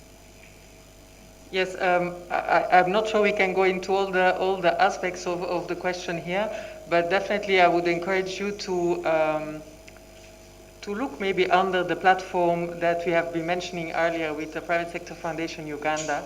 The idea is indeed to bring together Ugandan and European market. Ugandan and European private sector. So the idea is to make sure that Ugandan producers have access to all the information pertaining to access to EU market.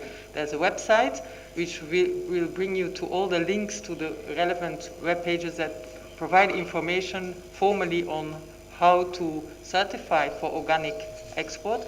There are a number of initiatives. There's a huge demand, a very big demand, growing demand in Europe for organic produce. I know there's already a few European investors present here on shea, on jackfruit, on a number of other niche products, organic. And definitely it will be interesting maybe for you to go and look at the website and see, first of all, the regulations and the norms and certification processes, but maybe also to share experience with some of the other actors that are already present and also working on that niche of organic and bio production. Maybe with that, we can maybe bilaterally exchange some more information. Okay? Okay, thank you very much. No, wait a minute. Yes, May I want a takeaway point for each? You've said that there is a favorable higher market for organic products. That's what you said, Madam. So now, with the support we have with you, the collaboration, the one you have with the Private Sector Foundation, and since we know that what our people like Chami said are good at this organic, they are just as you see us, we are organic, we don't use cosmetics, we are as organic as our onion use. So why don't we have a program that empowers these farmers and the exporters to really have this niche of the organic market? Is it something we can take away from this dialogue that we can develop together? I would want to have that collaboration. So that those farmers who have issues with pesticides, this and that, they qualify for that. Yes. Okay. Any further comment on that?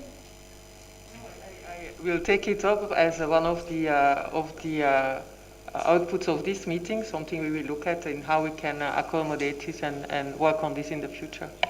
Thank you very much. Foundation, that should be a point.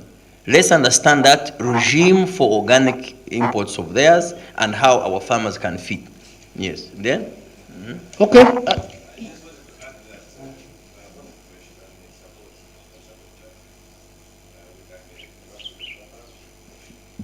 I just wanted to mention that Hortifresh can support that process for those who are interested in organic. At the end, we will agree with the PSFU and perhaps a few farmer cooperatives.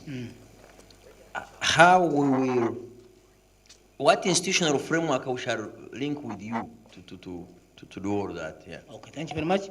Now, Honourable Minister, with your permission, the Private Sector Foundation wants to present briefly the pressing issues by horticulture exporters to Europe. And my brother here wants to make the presentation. Can we have that presentation on the screen? And because food is ready and we are running late, I request you to be mindful of that as you present. Thank you very much. It is organic, sir.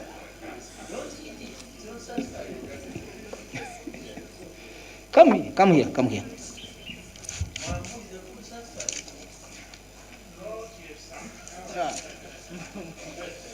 You need inspectors to go there. You don't have enough. Or you want to let inspectors?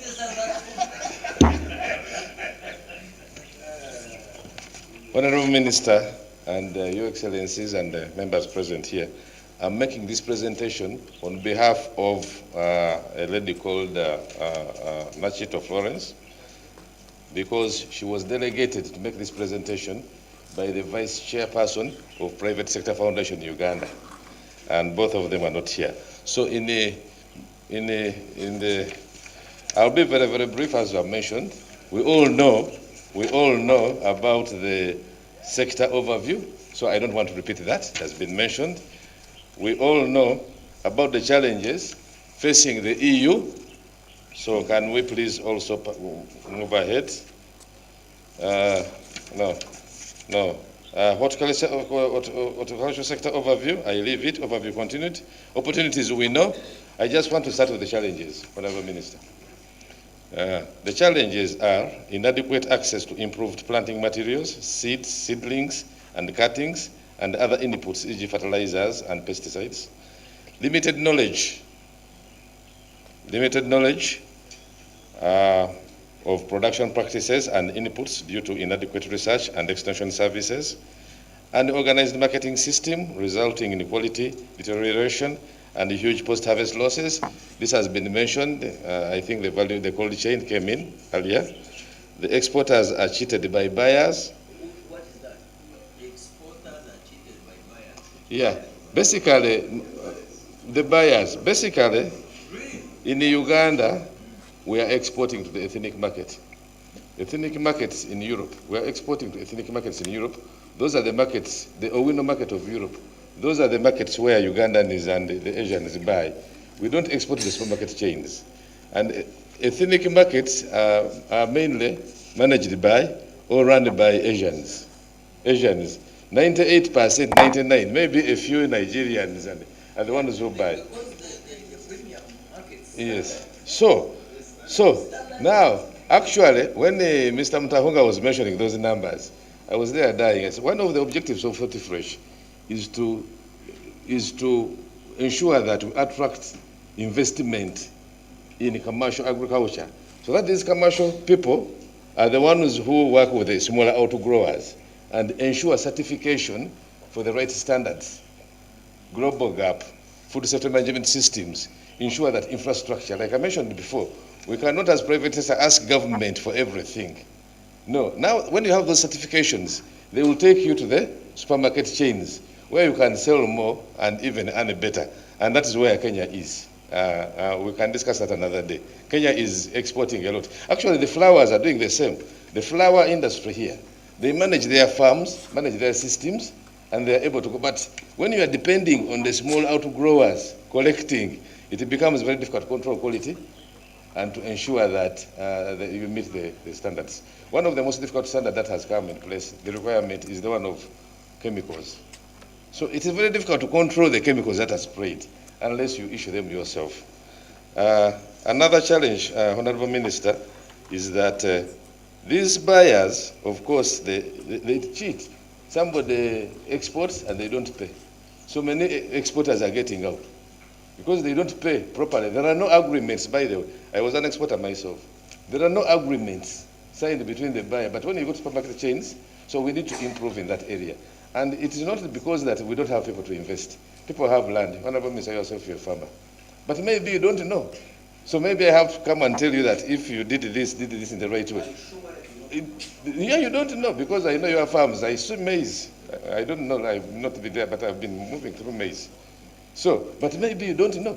So we need to interest people to invest in the commercial agriculture instead of building apartments where there are no tenants. The cost of setting up an apartment is very, very high as compared to what you need to put into this. And the rate of return is higher if you do the right agriculture. Lack of standards for the horticulture product, that has been a challenge that has been echoed. The next slide, please. Lack of cargo planes to transport the export products. Passenger planes are the ones being used and they are very expensive. Well, we do have cargo planes which come.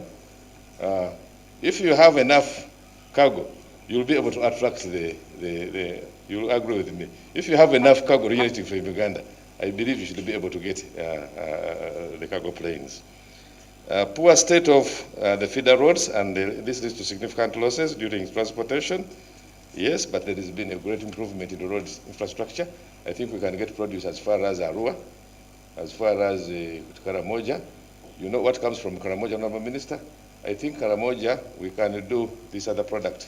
What is it, Mr. Kanji, which used to come from Kapchora? French beans. Yeah. Yeah.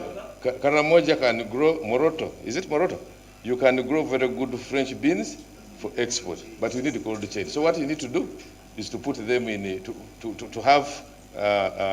remove the fuel heat, pack them and transport them to Entebbe in a refreshed chain. Yes. Yes. Yes. How, when government invests, yes, how do you sustain the investment without that investment becoming more exactly. Thank you. Thank you. But I need to appreciate government. The road network has improved. You can get the French beans from Karamoja and export them. Kenya doesn't have enough. All you need is refrigerated trucks, and then pack a house, which is very good there, and you take them to the airport. There is poor state of feeder roads that is finished. Transport of products to the airport is not to standard. I think MAAIF, the NPPO, has emphasized the standards for transporting produce to the airport. It is all about enforcement, and they are trying to enforce it. It should be, they have demanded for closed vehicles, and for all exporters to use closed vehicles. No funds towards horticultural sector in the case there has been any. Say from EU, don't reach farmers. I think, Honorable Minister, this one will be, as we have agreed in our subsequent dialogue, we should see how the farmers are helped. Big losses as a result of interceptions and cheating by the Asian farmers. This has come again. Yeah, there are big losses because of interceptions. Dr. Kanyija there mentioned it, that because of the interceptions of capsicum, he's almost collapsing. And the fact is, 65 to 70% of all the costs is freight. So if they intercept you, when the products, when they have already landed in Europe, you lose all this freight, and that is where the problem comes. Mr. Commissioner has mentioned that some of these things you cannot see at the airport at the time of inspection.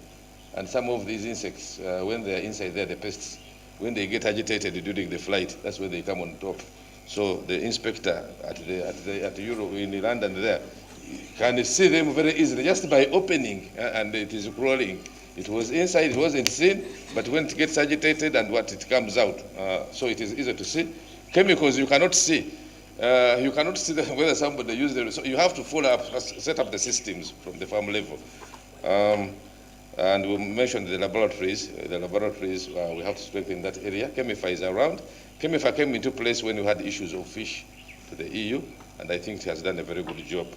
Establishment of joint collection centers where exporting companies transport the products themselves. This will ensure good transportation and further reduce post-harvest losses, ensure that only quality is exported. This is, I think they meant not only collection centers, but also pack houses, which meet the standards. What we call, Honorable Minister, what we call pack houses here are just houses, and they are not pack houses. You can get what I call a pack house from the flowers exporters. They have pack houses with cold rooms, proper flow of product. I think by the estate, washable, cleanable. My estate, yes, there is a pack house. So this is what we want to happen in the fruits and vegetables sector as well. People should be supported to invest. I think we have cold rooms, Dr. James Kanyije, yes, but the rest are just simple structures. I remember during the last EU audit, the EU auditors refused to enter a pack house. They said this is not a pack house. So they were, in the program that was visited the pack house, they said there is no pack house here. And indeed, when you go to Kenya, go to other countries, I've been to South Africa, everywhere, a pack house has to have certain standards, which we all know. Support, there is, let's move to the next one. Need investments for commercial farming with smaller farmers as the outgrowers. This, I've already mentioned it. If we are ready to develop this sector, we need big investments in this sector and have the small farmers as outgrowers. In Kenya, I think on average, a big exporter like three? Yes. They have about 20% of their own production and 80% from outgrowers whom they do what? Whom they manage and regulate, and they support, and they are certified. They need to investment in the cold chain. This is just repeating what we have already said, including modern pack houses that meet market requirements. The exporters should go for certification. I've already mentioned it. Food Safety Management System, Global Gap, and other private standards, and to ensure market access. This, you cannot enter the supermarket chains when you don't have some of the certifications.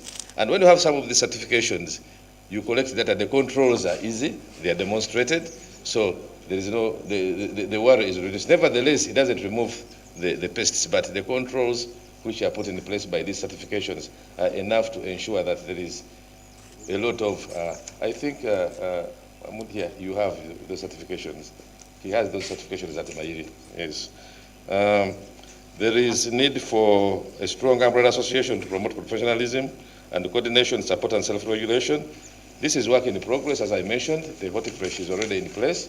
We are trying to see how we can work together to have a professional association for purposes of improving coordination and self-regulation. Thank you very much. Yeah. Thank you so much. Honourable Minister, we have come to the end of the presentations, but if there are issues that somebody, comments you want to make, closing comments, then the Minister can take over. Yes. What do you think? Have a quick snap. Come back. And then we conclude. What's your... Huh? Okay. So any comments without repeating, or way forward, or any proposals? Yes, the microphone, move the microphone. Just in front of you, there are people there raising their hand. Yes? Okay, thank you so much, moderator. My comment is on responsibility mapping. Much as we want to do it, we request that there should be coordination among these departments within the same ministry. Honorable Minister, I don't know if you are aware that the second audit was prompted due to no responses from the ministry to the EU for the questions that they had raised. And we are facing that. Okay. So what did they do? They asked that information, and there was no response for over 1 year. So they sanctioned another audit. What's your view about that? Yes, these things sound funny, but it's scandalous. Well, it's scandalous, and I agree. That is the time I was taking over office. There had been a bit of action, and he did actually say that when we came on board, we tried to have responsible, and I think we are very responsible. We were a problem. No, but I think also what I wanted to conclude is we've had a similar incident recently, I think in September. The information is sent from Russia, but not to the right commissioner who should receive it, but goes to another office, and it sits there for months and no response. So we're looking for that information until we contacted our agents. That commission is not independent. We work together in the same ministry. We are wanting to, when it goes to another commissioner, they are going to get the owners of property. Everybody is another one. So we need. If you send those things in one, it's not a job. If you don't, I will transfer that function to trade. If you don't, I will transfer that function to Ministry of Trade and continue. So we request that at least there should be an improvement in that, because it affects us, especially when it comes to dossiers. There is a lot of lapse, the crops are growing, and if no response is received on time, we lose a season. Thank you. Yes, yes, yes. Okay, thank you. Your neighbor there. Thank you very much, Honorable Minister. I would just want to make a comment on the use of irradiation that was proposed. In my own understanding, for a country trading with another country to administer irradiation as a treatment for pests, there has to be, an agreement, a bilateral agreement between the two countries. So as long as the European Union are convicted, that they don't need irradiated products, and that does not give Uganda any go-ahead to have an agreement with them, there is no point at this moment for us to invest in irradiation. It's not only the equipment that we need the manpower, very highly skilled manpower. We need them to be there. We need certain protocols that are outlined in the ISPMs to be, applied to guide us on how to, operate irradiation facilities. So for now, unless the EU will accept that, they will accept irradiated products from Uganda, I am skeptical, for now, for us to put money in it. However, if we have a partner that in future maybe might offer to take irradiated products from Uganda, then it justifies, investments in it. Thank you. I think the issue is let's follow the science, okay? So the Ministry of Trade has just commissioned a feasibility which will look at atomic energy, will look at all the health issues, will look at health regulations. So the key, I'm going to say, is let's follow the science.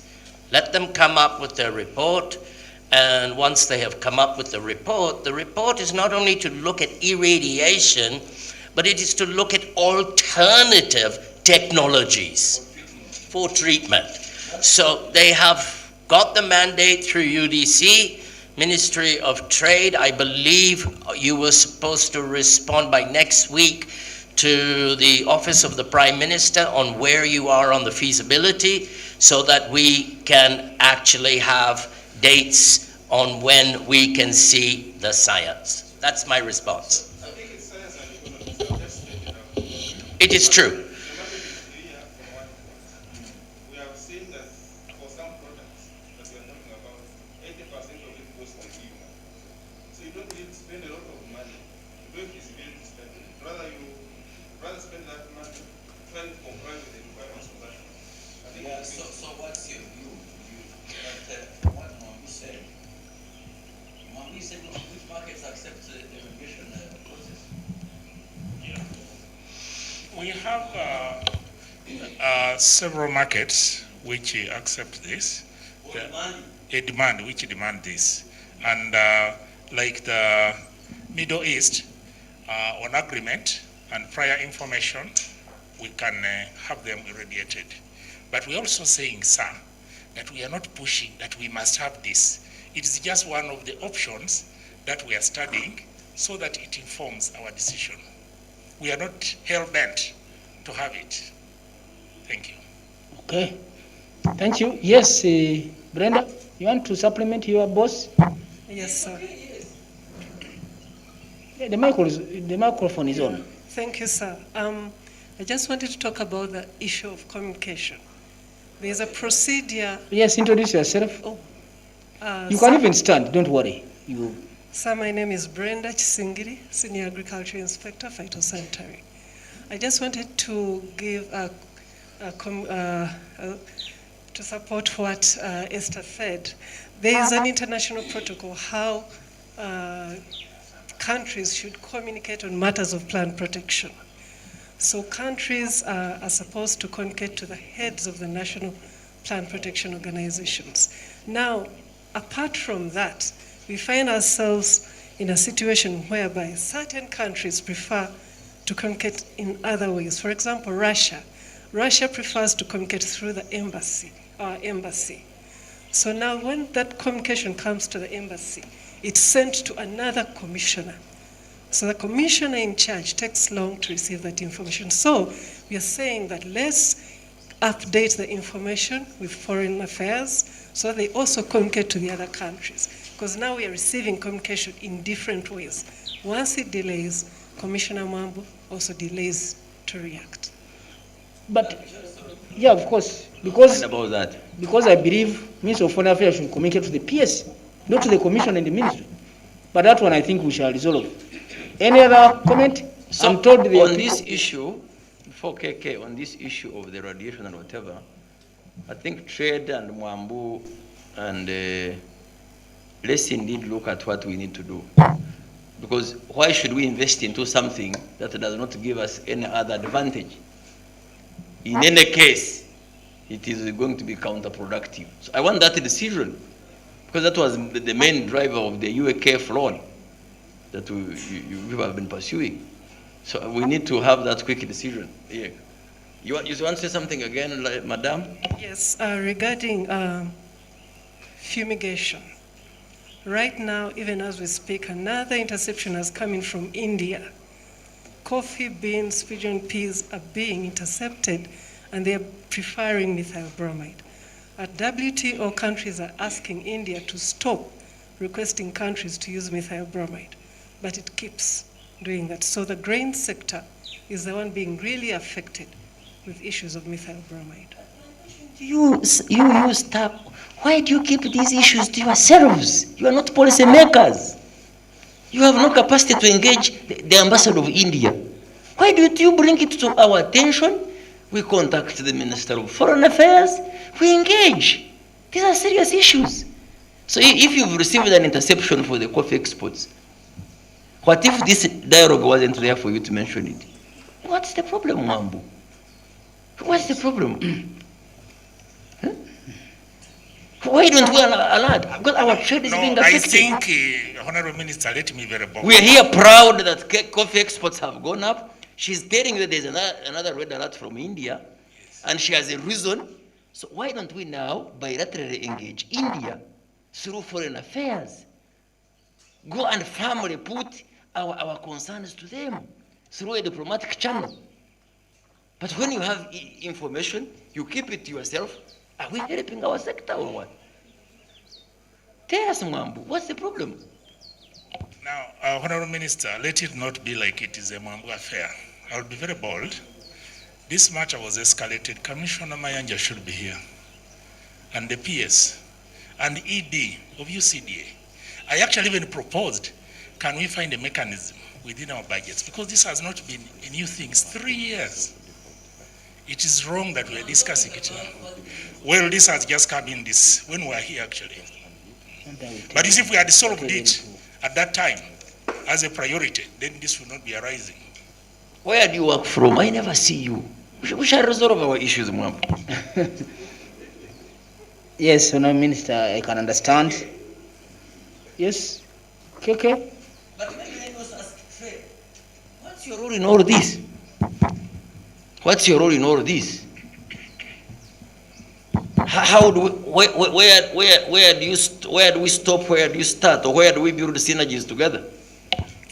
When it comes to implementation of the scientific aspects, it is purely Minister of Agriculture. Now, for us, we come in terms of notifications.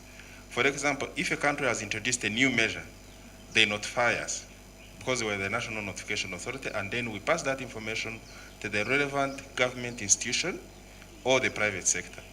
Similarly, when Uganda introduces a new measure related to food safety, that measure is sent to us, and then we notify our trading partners through the relevant bodies, either World Trade Organization or say COMESA and the like. But now, like that India case, and the lady has an answer to that. India is requiring a technology that is that offends WTO standards. Yeah, that hasn't come to us. Because now, like now that it has been sent directly to the National Plant Protection Organization, the ministry would be sending it to us, and then we engage with India through foreign affairs, through the diplomatic channels. So when are you bringing that, Mwambu, to the attention of India? Okay. Okay, any other comment? Because, okay. Yes. I wanted to react on Korespo presentation. I observed they have increased their funding to Capsicum in Uganda, but again, the interception keeps on increasing.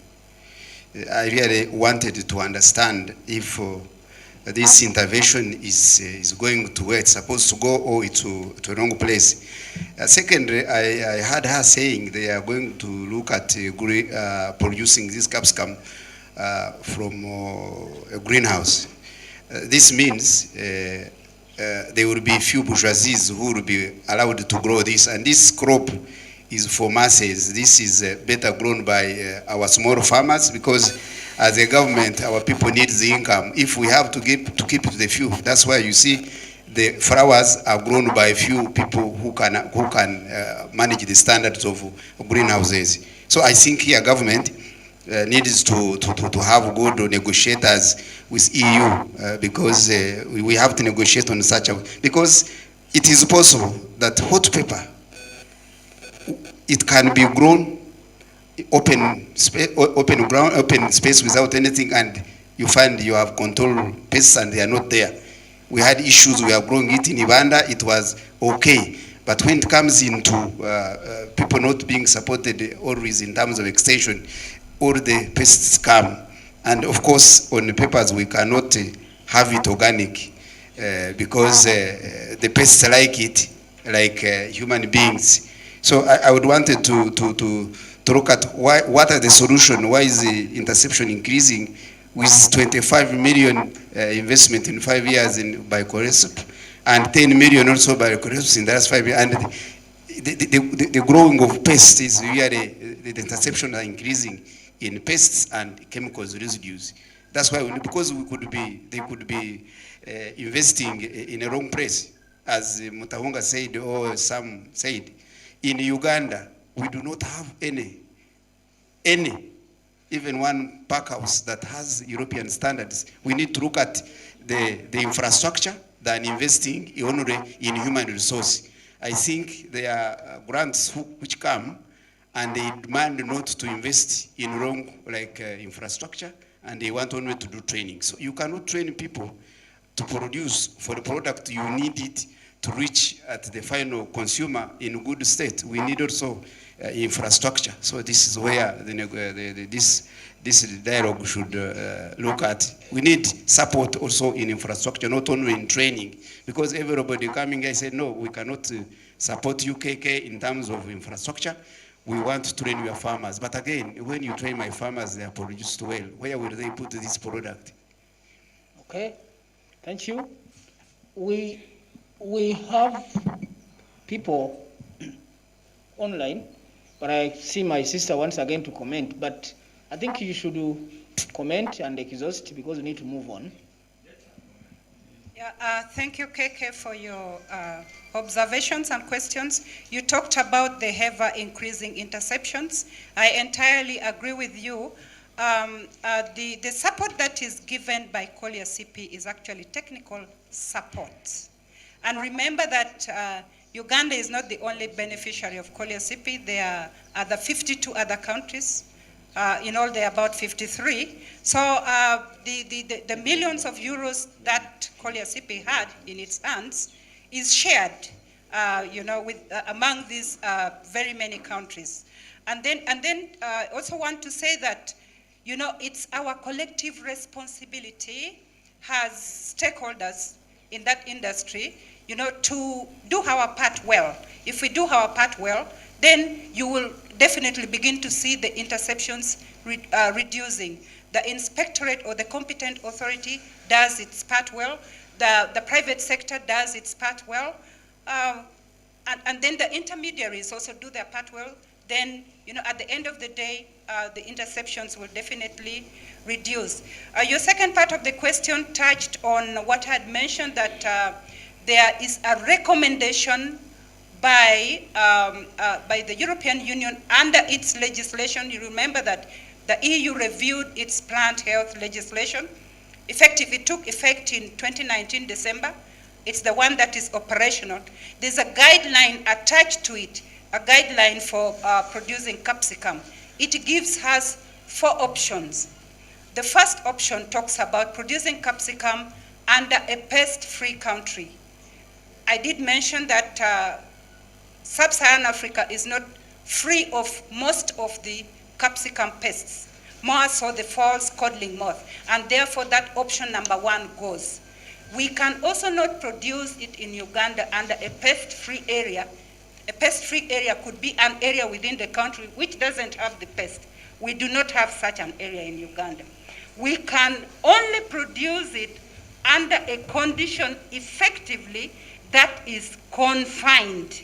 And then you now couple it with other systems approach, as had been indicated by the competent authority. So it's in fact, then this takes me to the need for the country to categorize its farmers. Who are these farmers producing for export? Some farmers could actually be identified to produce for the local and the regional market. I think that's my submission. Thank you. Okay, thank you. Can we now get 2 or 3 comments from those online? Can you unmute? For example, I see Florence Nachito, Mama Kea, Uma Sendu. Can you unmute those ones one by one? Hello? Hello? Hello? I think they're not ready. IT? We don't want to be unfair when they have been listening and taking notes. We want to get their views. Hello. Yes, please. Yes, thank you very much for the meeting. My name is Tushabe Hespa, working with Uganda Fruits and Vegetable Exporters and Producers Association. We have been here with Florence Nachito listening in attentively, and we thank you for honoring this meeting. Now, our observation is that all the problems that we are suffering from are on the farm, okay?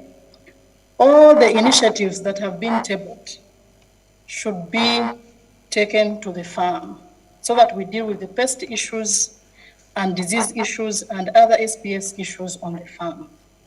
Secondly, as somebody presented on the EU audit recommendations, it is really true that we don't have facilities that are fit to handle exports of fruits and vegetables for the EU market and other markets. Therefore, we need to have thorough investment in export development so that Uganda at a certain point could be able to compete favorably. Then the other thing is about lack of standards, where we don't even have Uganda gap for fruits and vegetables. This is really affecting us as an industry because we need to have something we adhere to that guides us on what we do.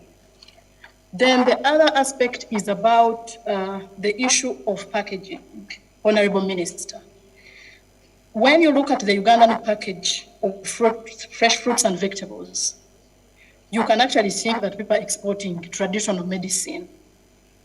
We need to revise the way we pack for the export market so that at the end of the day, we are able to earn a premium out of all these initiatives. Madam, I have a question for you.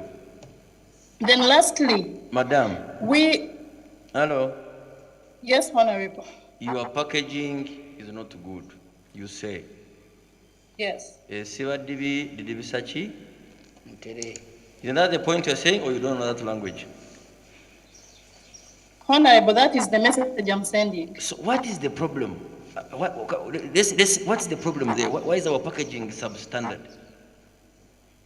The problem is that we are not enforcing packaging standards as a country. But also, our package, the ply we use, the kind of ply we use for those boxes is so weak to handle flight conditions. So really, we are not competitive with the way we present our products in the market. But as I conclude, Honorable, we have a challenge that all the initiatives that we are talking about, 90% of them are directed to the farm, whether research, people are dealing with production and food security. Now, we need to do something in markets where we are broadening export markets deliberately so that we can compete effectively. And as I conclude, we need to have a meeting with you, Honorable, as an industry, together with other stakeholders, once the EU has finalized this engagement. I am looking for you. I don't see you. I don't even know your address.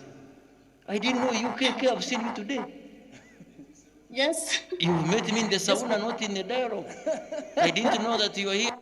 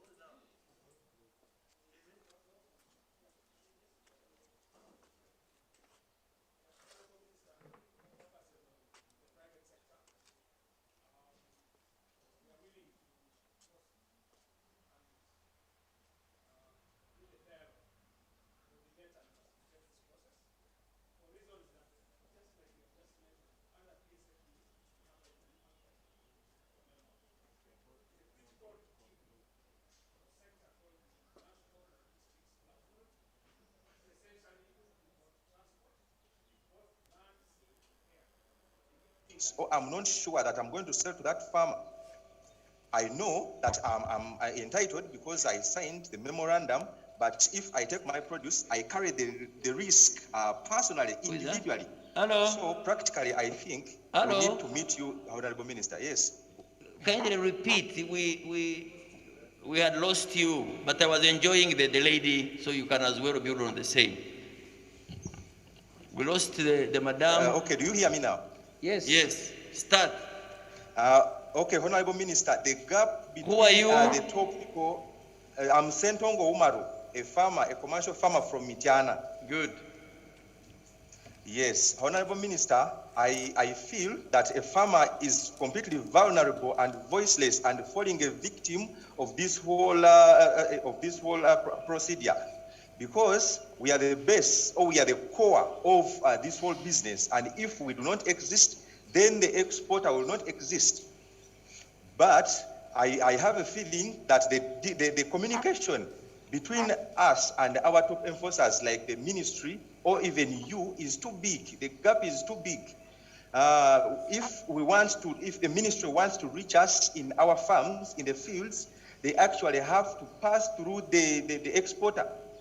When the exporter comes or brings the ministry or the inspectors, then they almost answer 90% of the questions. So practically, we do not even mention what we feel. So I feel, Honorable Minister, So what's your recommendation? How can we reach you easily and interact more frequently? I think, Honorable Minister, we need to create the farmers outreach centers. With these outreach centers, practically they could replace the extension farmers at the district levels, because they are practically also not here in the fields. So when we create these regional outreach centers, then we, the farmers, or the trainers, or the people who have been trained, can practically bring the voice to you, Honorable Minister. But you see, I think what is best, yes, is to have commodity-based associations. I think that's better. If it is coffee, I know where to go. If it is other things, grains, I know where to go. Because sometimes we deal with Uganda Cooperative Alliance, Uganda National Farmers Federation. You find you are rotating yourself in the same group of people, you don't see other people. So I think what do you think? According to the capsicum farmers or the vegetable farmers, Honorable Minister, I think the associations are too weak and not working. I think we need to look at the inspectors, because the inspectors know us.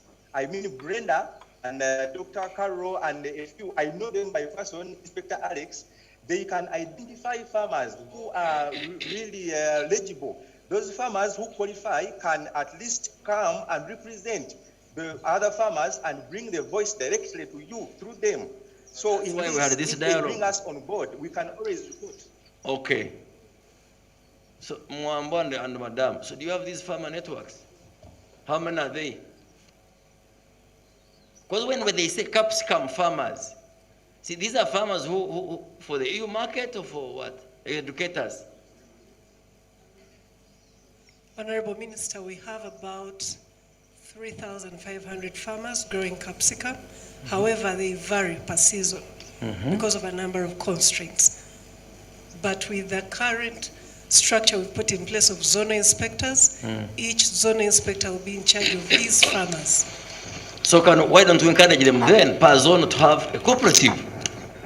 That's where we are going, but, yes. But we've also suggested... Why don't you ask us in the budget to facilitate you, to have that network run? We'll do that, sir. You see, my quarreling is good for you. You know? Okay. Any other commentator online? Yes, Sheridan team? IT? Okay. I think we can conclude, Honourable Minister. Yes. I don't know whether the EU team can give us what you've captured, but 3 points. Private sector foundation,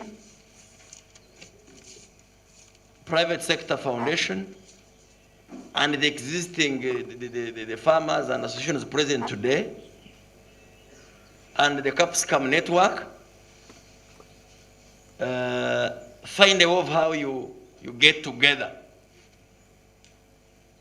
Mr. Huda, it's hot fresh. My brother there, the lady who, you work with that lady who was next to you. The people online, they are all giving beautiful ideas. So come together under private sector foundation. So that's one takeaway. Second takeaway, Mwambu and Mutahunga, I think we need to work better as government. And if you technical people think we can have a government, an export development for agriculture forum, trade and its agencies, MAAIF and its agencies, URA and Ministry of Finance, any other, and investment and transport. So I would trade could chair this, because now we are here discussing export promotion board is doing something, and of course export promotion is big. Even gold export is for them, diamond is for them, snake products are there for them if they are there, snake products. So let's have a forum. I propose I'll write a letter to the ministers and let's meet every month. Maybe you, the technical people, can meet every month. And the political leadership can meet every quarter. Like that issue of India. How do we solve it? Like the issue of inadequate inspection staff. If it comes up, it's not an issue of the staff in the ministry, it's for the country. Okay? Because in that forum, it's where we'll discuss all of those challenges. Even the sort of issues like, do we go radiation technology? Do we go the other one? Do we go another one? That forum. We don't have to wait for the presidential round table for people to complain, and then the president comes on us. Really, if he was going to fire all of us, every day we would be losing jobs. Then finally, food for thought to everybody. We normally have so many programs with EU, with FAO, with many. Why don't we have a sustainable program called Farming for Export? Farming for Export. Because you had the lady there, and many of you, that the problem starts from the farm. Now, government can't be on every farm. But you, the off-taker of gorillas, which my children like so much, you will know which farmer is growing what you will need to process or you are working with. So we can support you to even offer the extension and the disease control. Same applies to the organic farmers. So if you think farming for export is a good program, I would request the EU, you give us technical support or to work with our people of MAAIF and trade to develop this program. Second, we have private sector lead farmers. Under each, you have a network of people. The objective is to take standards to the base, which is the farm. So that's really for me my proposal. And that's how we shall be able to account to our annual targets. Which network let us down? We shall be talking with specifics. Yes, which region is not complying? And which farmer? Because you see now, we cannot have money as government to employ more people.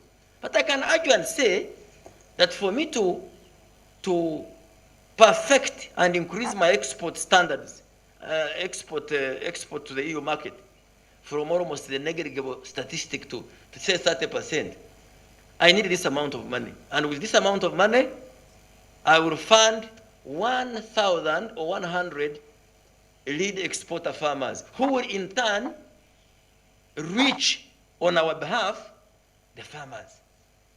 So we could come up with that strategy, we defend it, we take it to cabinet, because government can't reach everybody directly, but indirectly government can reach. So if you agree with me I would think that we go and design a program called, not a project, project is short-lived, program, farming for export. So that somebody right from the farm knows I am farming for export. And eventually it becomes a culture in our value chains. So for me, those are my takeaway points. A government forum to discuss these issues of standards, including the actors,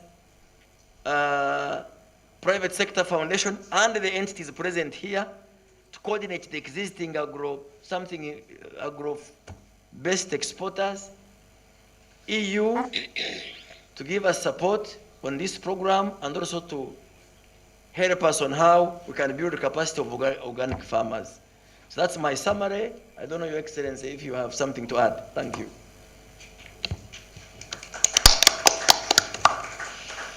Thank you very much, Honorable Minister. At my level, of course, we're taking these points with us for further reflection also in our teams and see how we can support these efforts. I just wanted to make maybe 2 or 3 small comments on my side to say, first of all, that I think a lot of analysis has already been done. I think the PRT has come up with a very impressive matrix of challenges, proposals, solutions, etc. I think the ministry has also presented to us the outcome of the audit and potential responses. So the Private Sector Foundation has also analyzed challenges, so there are already several papers that present analysis and propose strategies. So I think it's probably a question of bringing this all together and trying to extract from there some priority actions, because of course there's a whole inventory of things that can be done. I think it's important to set some priorities so that we also understand as development partners where we can come in and where each of us has a specific added value maybe. So this is the first point I wanted to make. Second, I think it's also very interesting to look maybe at the East African community and the East African neighbors to understand how they are proceeding. I mean, when we're talking about this fumigation, irrigation, and other technologies, I think it would be good to see and get inspired from what some neighboring countries are doing, just not to start everything from scratch. And then the third point I wanted to make is maybe just to say that we will be working with PSFU on the Sustainable Business for Uganda, because the objective of that platform is exactly to bring all the stakeholders also together to look at the bottlenecks and the obstacles and see how we can support. So that will be also an interesting platform to continue the discussion, where we also have actually European private sector on board. So maybe with that, I'll leave it to that. And I would like to thank you again for hosting this meeting, for this reflection, which was very interesting for us. We have a lot of material to take back with us, and we will be definitely following up. Thank you. Okay. Thank you very much. I think we are done. I want to thank you very much for your contributions and invite you on behalf of the Minister for lunch. And yes, Honorable. We have to be clear, roadmap clear. So next month, which meetings will meet? Next month. So next month, Mutahunga and Mwambu, ensure you facilitate the ministerial forum. Okay? Yes. We will choose a name. You baptize it a name you want. And we shall brief cabinet about it, because in the strategy we shall take to cabinet of agriculture export improvement, and something will be one of them. So private sector, when are you giving us feedback on organizing this network? Next week. Good. Sorry, can I? This morning I spoke to Honorable Eric Karwanga, the chair of Private Sector Foundation. We are to get a position paper done by Friday, so Fred Zake will work on that position paper on all of the issues, and then he will give us a date, probably Tuesday or Wednesday. So initiation has already been done, and we had quite an exhaustive dialogue with Honorable Karwanga this morning, so we're good to go. But it's on agricultural exports. Sawa. Okay.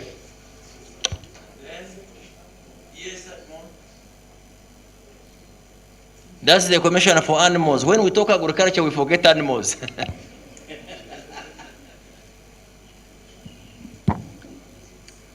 Good afternoon, everybody. Thank you very much for today. Mine is just to bring to your notice that there is animal sector and also fisheries. And actually, sorry to cut you short at the moment. You remember our discussion, the beef strategy? Yes, sir. It more or less fits in this farming for export. The strategy we talked about, somebody knows I will sell the cattle to the quarantine diagnostic center, more or less the same. Yes.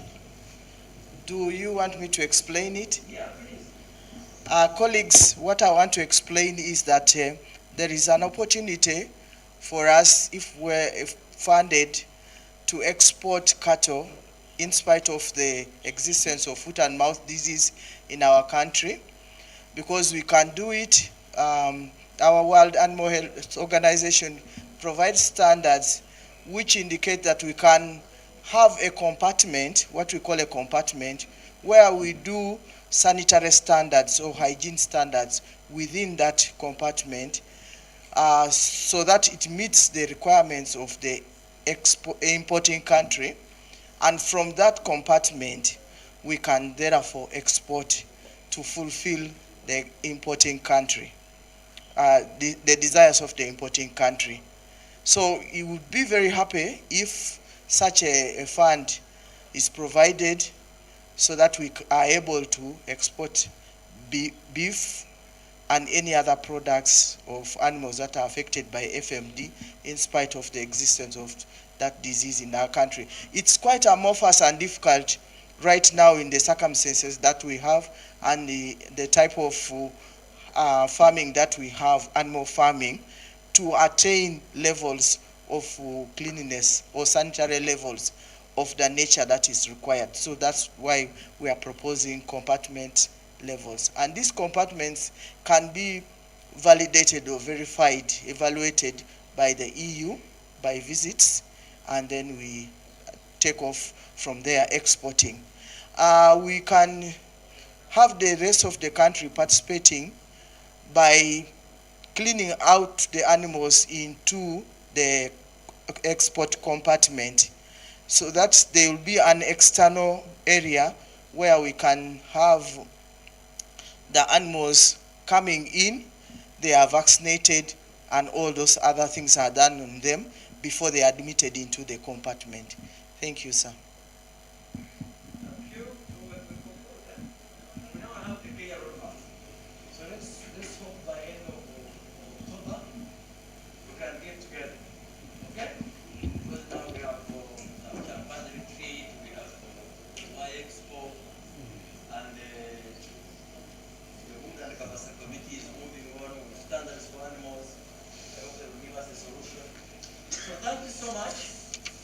Problem identified is a problem halfway solved, isn't it? Yes. So, Madam Nyeko, give us a closing prayer.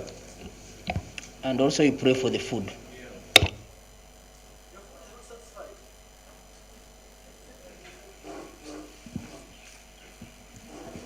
Okay, let's stand up and stretch our legs. Let's humble ourselves for a word of prayer. Merciful and loving Father, we come back to you with thanksgiving in our hearts for the way you have guided us throughout this morning and afternoon, for all the deliberations that have taken place. Father, we pray that what we have agreed upon, you will water it and it will bear fruit for the benefit of your people and for the benefit of our economy. We want to commit the farmers into your hands. Father, they go through a lot of trials, but we believe there's a solution to every problem. We want to pray that you will guide all of us, both the private and the public sector, that we shall come together in one accord and provide those solutions, that we shall produce what can be marketed, and we shall put pockets in your people and solve issues of poverty. Father, we want to thank you for the food you have provided for us for our nourishment. We pray that you may sanctify it as we partake of it, that it will give us strength to continue serving you and doing your works on earth.